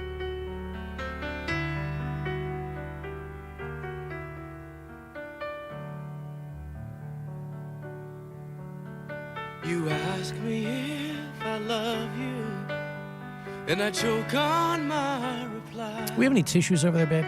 I'd rather Not anymore. than mislead you with a lie. And who am I to judge you on what you say or do? People my age will remember this song. My mom had this album and played it incessantly. It's called Longer Fuse, 1977. I was in kindergarten. I was as old as our daughter is now. And sometimes when we touch. The honesties to Now, as a 6-year-old, I didn't know where to put my feelings, but I put them in this album. The artist is a guy named Dan Hill, who had a massive, massive hit with this song. He's a Canadian. He's in the Canadian Songwriters Hall of Fame. Boy, Canada loves their yacht rock. Gordon Lightfoot and Gordon Lightfoot was Canadian? yes, famously Canadian. And this guy, Dan Hill, he spent the better part of his later years, he's still alive, but he was writing songs for Britney Spears and Reba McEntire and the Backstreet Boys. A songwriter is how he, but in the 70s, this was a massive, massive hit. So I don't imagine think I've ever heard this song. You never heard Sometimes When We Touch? I mean, maybe when it gets to the chorus, I'll know it, but I don't know. Yeah, 70s yacht rock was when guys. I listened to a lot of yacht rock. Yeah, guys were weepy and a lot of ponytails. And let me get this for you here. You're saying it like these are bad things. No, I'm not. No. As a former ponytail wearer, I can assure you. sometimes when we touch. The honesty's too much. I don't know what the hell that means, but this guy. Anyway, imagine my excitement when I saw that a yacht rock documentary called Sometimes When We Touch is set to drop on Paramount Plus. That's a weird. I mean, I like yacht rock, but yacht rock I think of as being more upbeat than this. I think it largely is. It's your Pablo Cruz's. Yeah. It's your Steely Dan's. It's your whatever. The Hall & Oates. Yes. Well, they'll all be Air Supply. They'll all be. But I'm only playing this because the documentary is named after this song. It, which, yeah. Like I said, I listen to a lot of yacht rock, and I've never even heard this song. I've also- I don't have the song in any of my playlists that I'm. No, I don't either. But listening I to. remember this very, very specifically because my mom was way into this stuff, and that's why I have a soft spot for this stuff.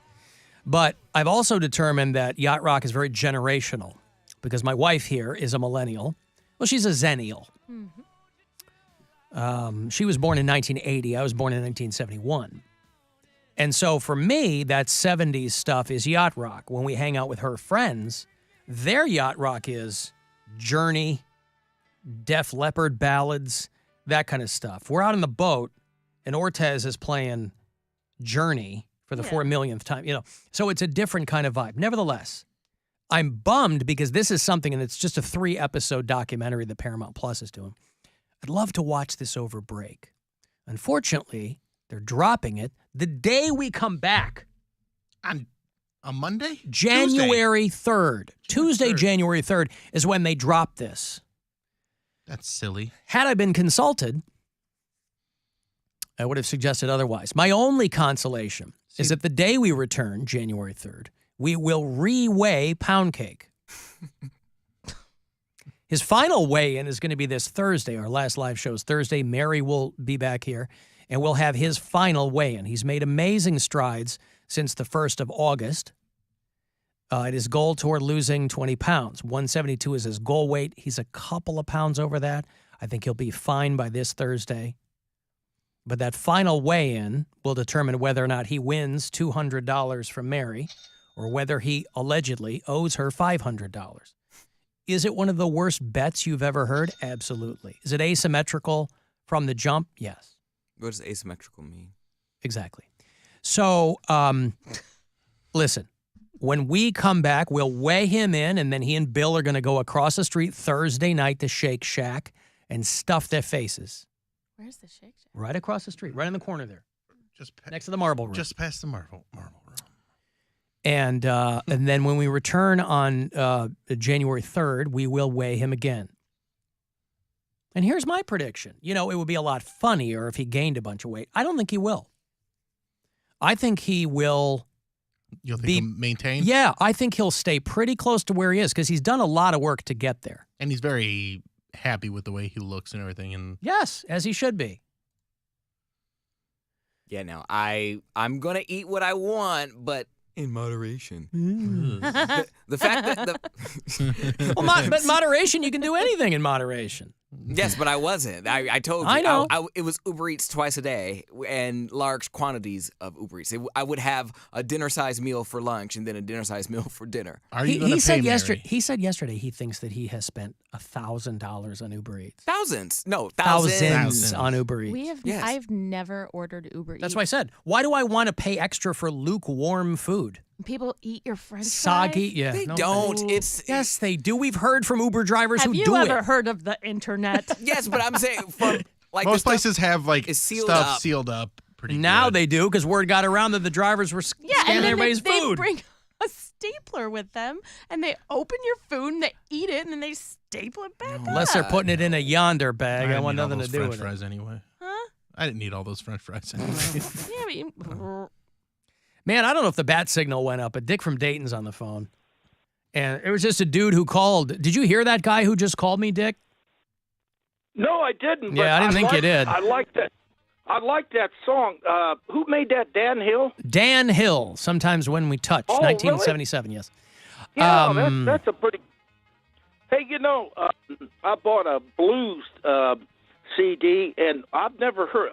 Rod Stewart did "Bring It Back Home to Me" and send me. Now, we were learning this song in our jam session in Xenia. Chris comes down with his guitar, and I've learned some John Prine. I've learned some. I'm trying to think. You mean Bring It? Another You mean guy. Bring It On Home is the song Rod Stewart Yeah, did. Bring It On Home. It was good, and the other one that It's not a Chris and I jazz did- song, though, Dick.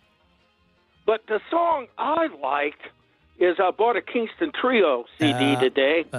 It was, well, I don't know who made the song, Midnight Special. Yeah.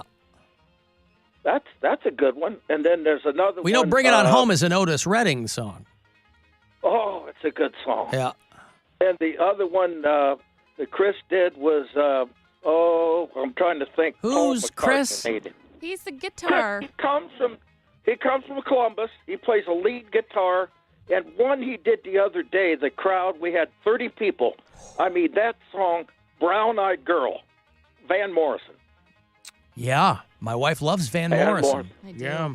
Van Morrison. Yeah. Hey, you know who somebody And was she is a gonna get brown-eyed girl. What? Ew. Somebody got me a Bob Marley CD. It isn't too bad. Now you're talking Bob jazz. Right. Bob Marley. Yes, Bob Marley. Bob Marley, and I'll tell you what, I listen, I go to Goodwill, and there's a lady there, she's a vendor, she's a manager, and she gave me a Roy Orbison CD back. He did, I'm trying to think, Mean Woman Blues, and I'm trying to think of Pretty another Woman? one that was real good. B.B. King, The Thrill Is Gone. Yeah, I sure. love that stuff. Yeah. B.B. King, The Thrill Is Gone, and so's B.B. Yeah, but I want to wish you guys the holidays. I don't know if I'm going to have, I'll have to find some places because we wrap up with the Strummers Thursday, and then we have our last jam. The band doesn't come back. We went on a long leave January 3rd, but I got a couple places I can play during Christmas, you know, so I'll have a good time, and I'm going to continue school for Sinclair College.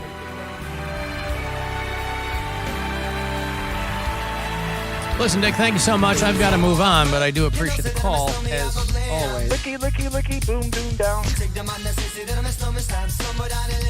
Licky, licky, licky, boom, doom, down. Oh, boy, that Dick. He is, he's listening to those Rod Stewart jazz albums and the whole thing. Hello, Shannon. Hi. Hi. How you doing? I'm great. What's up, Shannon? Good. Hey, I just wanted to call and tell you a funny story. When you play that song, The Honesty's Too Much, Yeah. it just brought back like a ton of memories. My parents got married when they were 16. They've been married for 55 years. They just had their 55th year anniversary on December 7th. Yeah. And they loved that song when I was young. I was born in 74. And when I got like in my teenage years, I got into the hair bands, Warren and Bon Jovi and all of them. And they fell in love with the song Bed of Roses. And back then we had cassette tapes. They came to me and asked me to play or make a recording of Bed of Roses and play it over and over and over again. Just like keep recording it over and over and over and over again. And I'm okay, I do what my parents tell me to do. And I found out later they were, doing their thing to Bed of Roses. They were playing that tape I made them.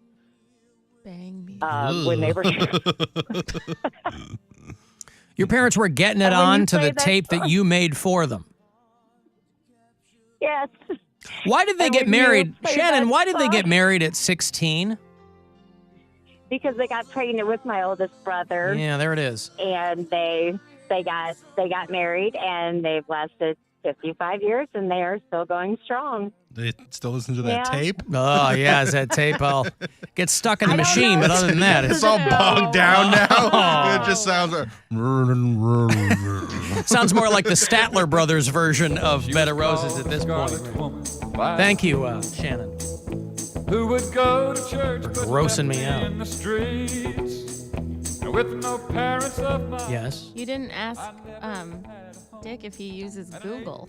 I didn't ask Dick a lot of things because, no, I didn't. People go, he probably hears you give the phone number all the time. I'm like, yeah, but the question is, how does he hear us in Dayton?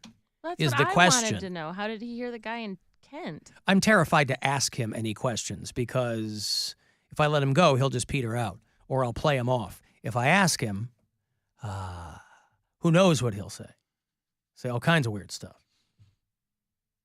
He's talking about jazz albums from Rod Stewart. How the No Land remerges RN while the university or the UN mission has whole received support from all parties in the hues of the garbins of today. Excuse me. Yeah. You mean you aren't fascinated by Dick's review of Bob Marley all these years later? Him just now coming to the Bob Marley party being like, oh, yeah, not too bad. Well, Alan, it was Sam Cooke, not Otis Redding. Well, it was both of them. Sam Cooke wrote it, but Otis Redding did it. Everybody did Bring It On Home to Me. It's a great song. Sam Cooke wrote it, but Otis Redding did it too. Sometimes When We Touch a few years ago on Jimmy Kimmel, Manny Pacquiao sang the song. And then I think he and Dan Hill did some collab or something for Canadian artists, or I don't know. It was on Kimmel a few years ago. I believe it was Jimmy Kimmel. If I love you and I choke on my reply. Listen, Manny Pacquiao. I love karaoke over in the Isn't he Philippines. a Philippine boxer, right? Yeah. He's and a national hero for the I Philippines. thought that was a hot dog place in Toledo. Manny Pacquiao. You're thinking of Tony Pacos. Oh. Right. But he was a terrible boxer.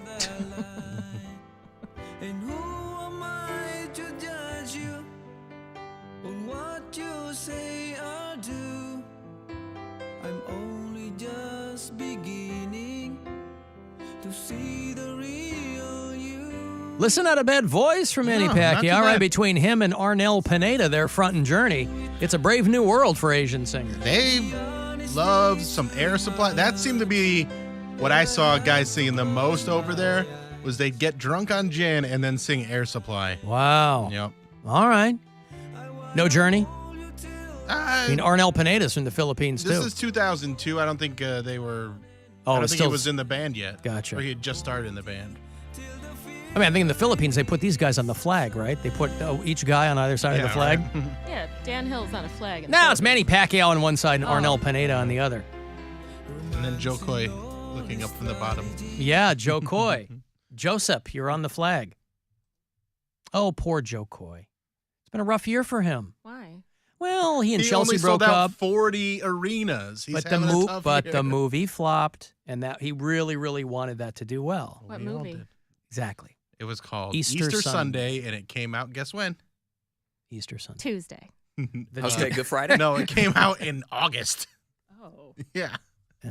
Well, But, Christmas Day came out in like November. Yeah, but that's in anticipation of a holiday. Patient of a holiday. I've got to take a break. If you want to get the last word in, send me a text 35192. Cavs are off tonight, so you'll get the full Corey Roddick experience after 6:30, and we'll be back. This is the Alan Cox Show. Everywhere on our free iHeart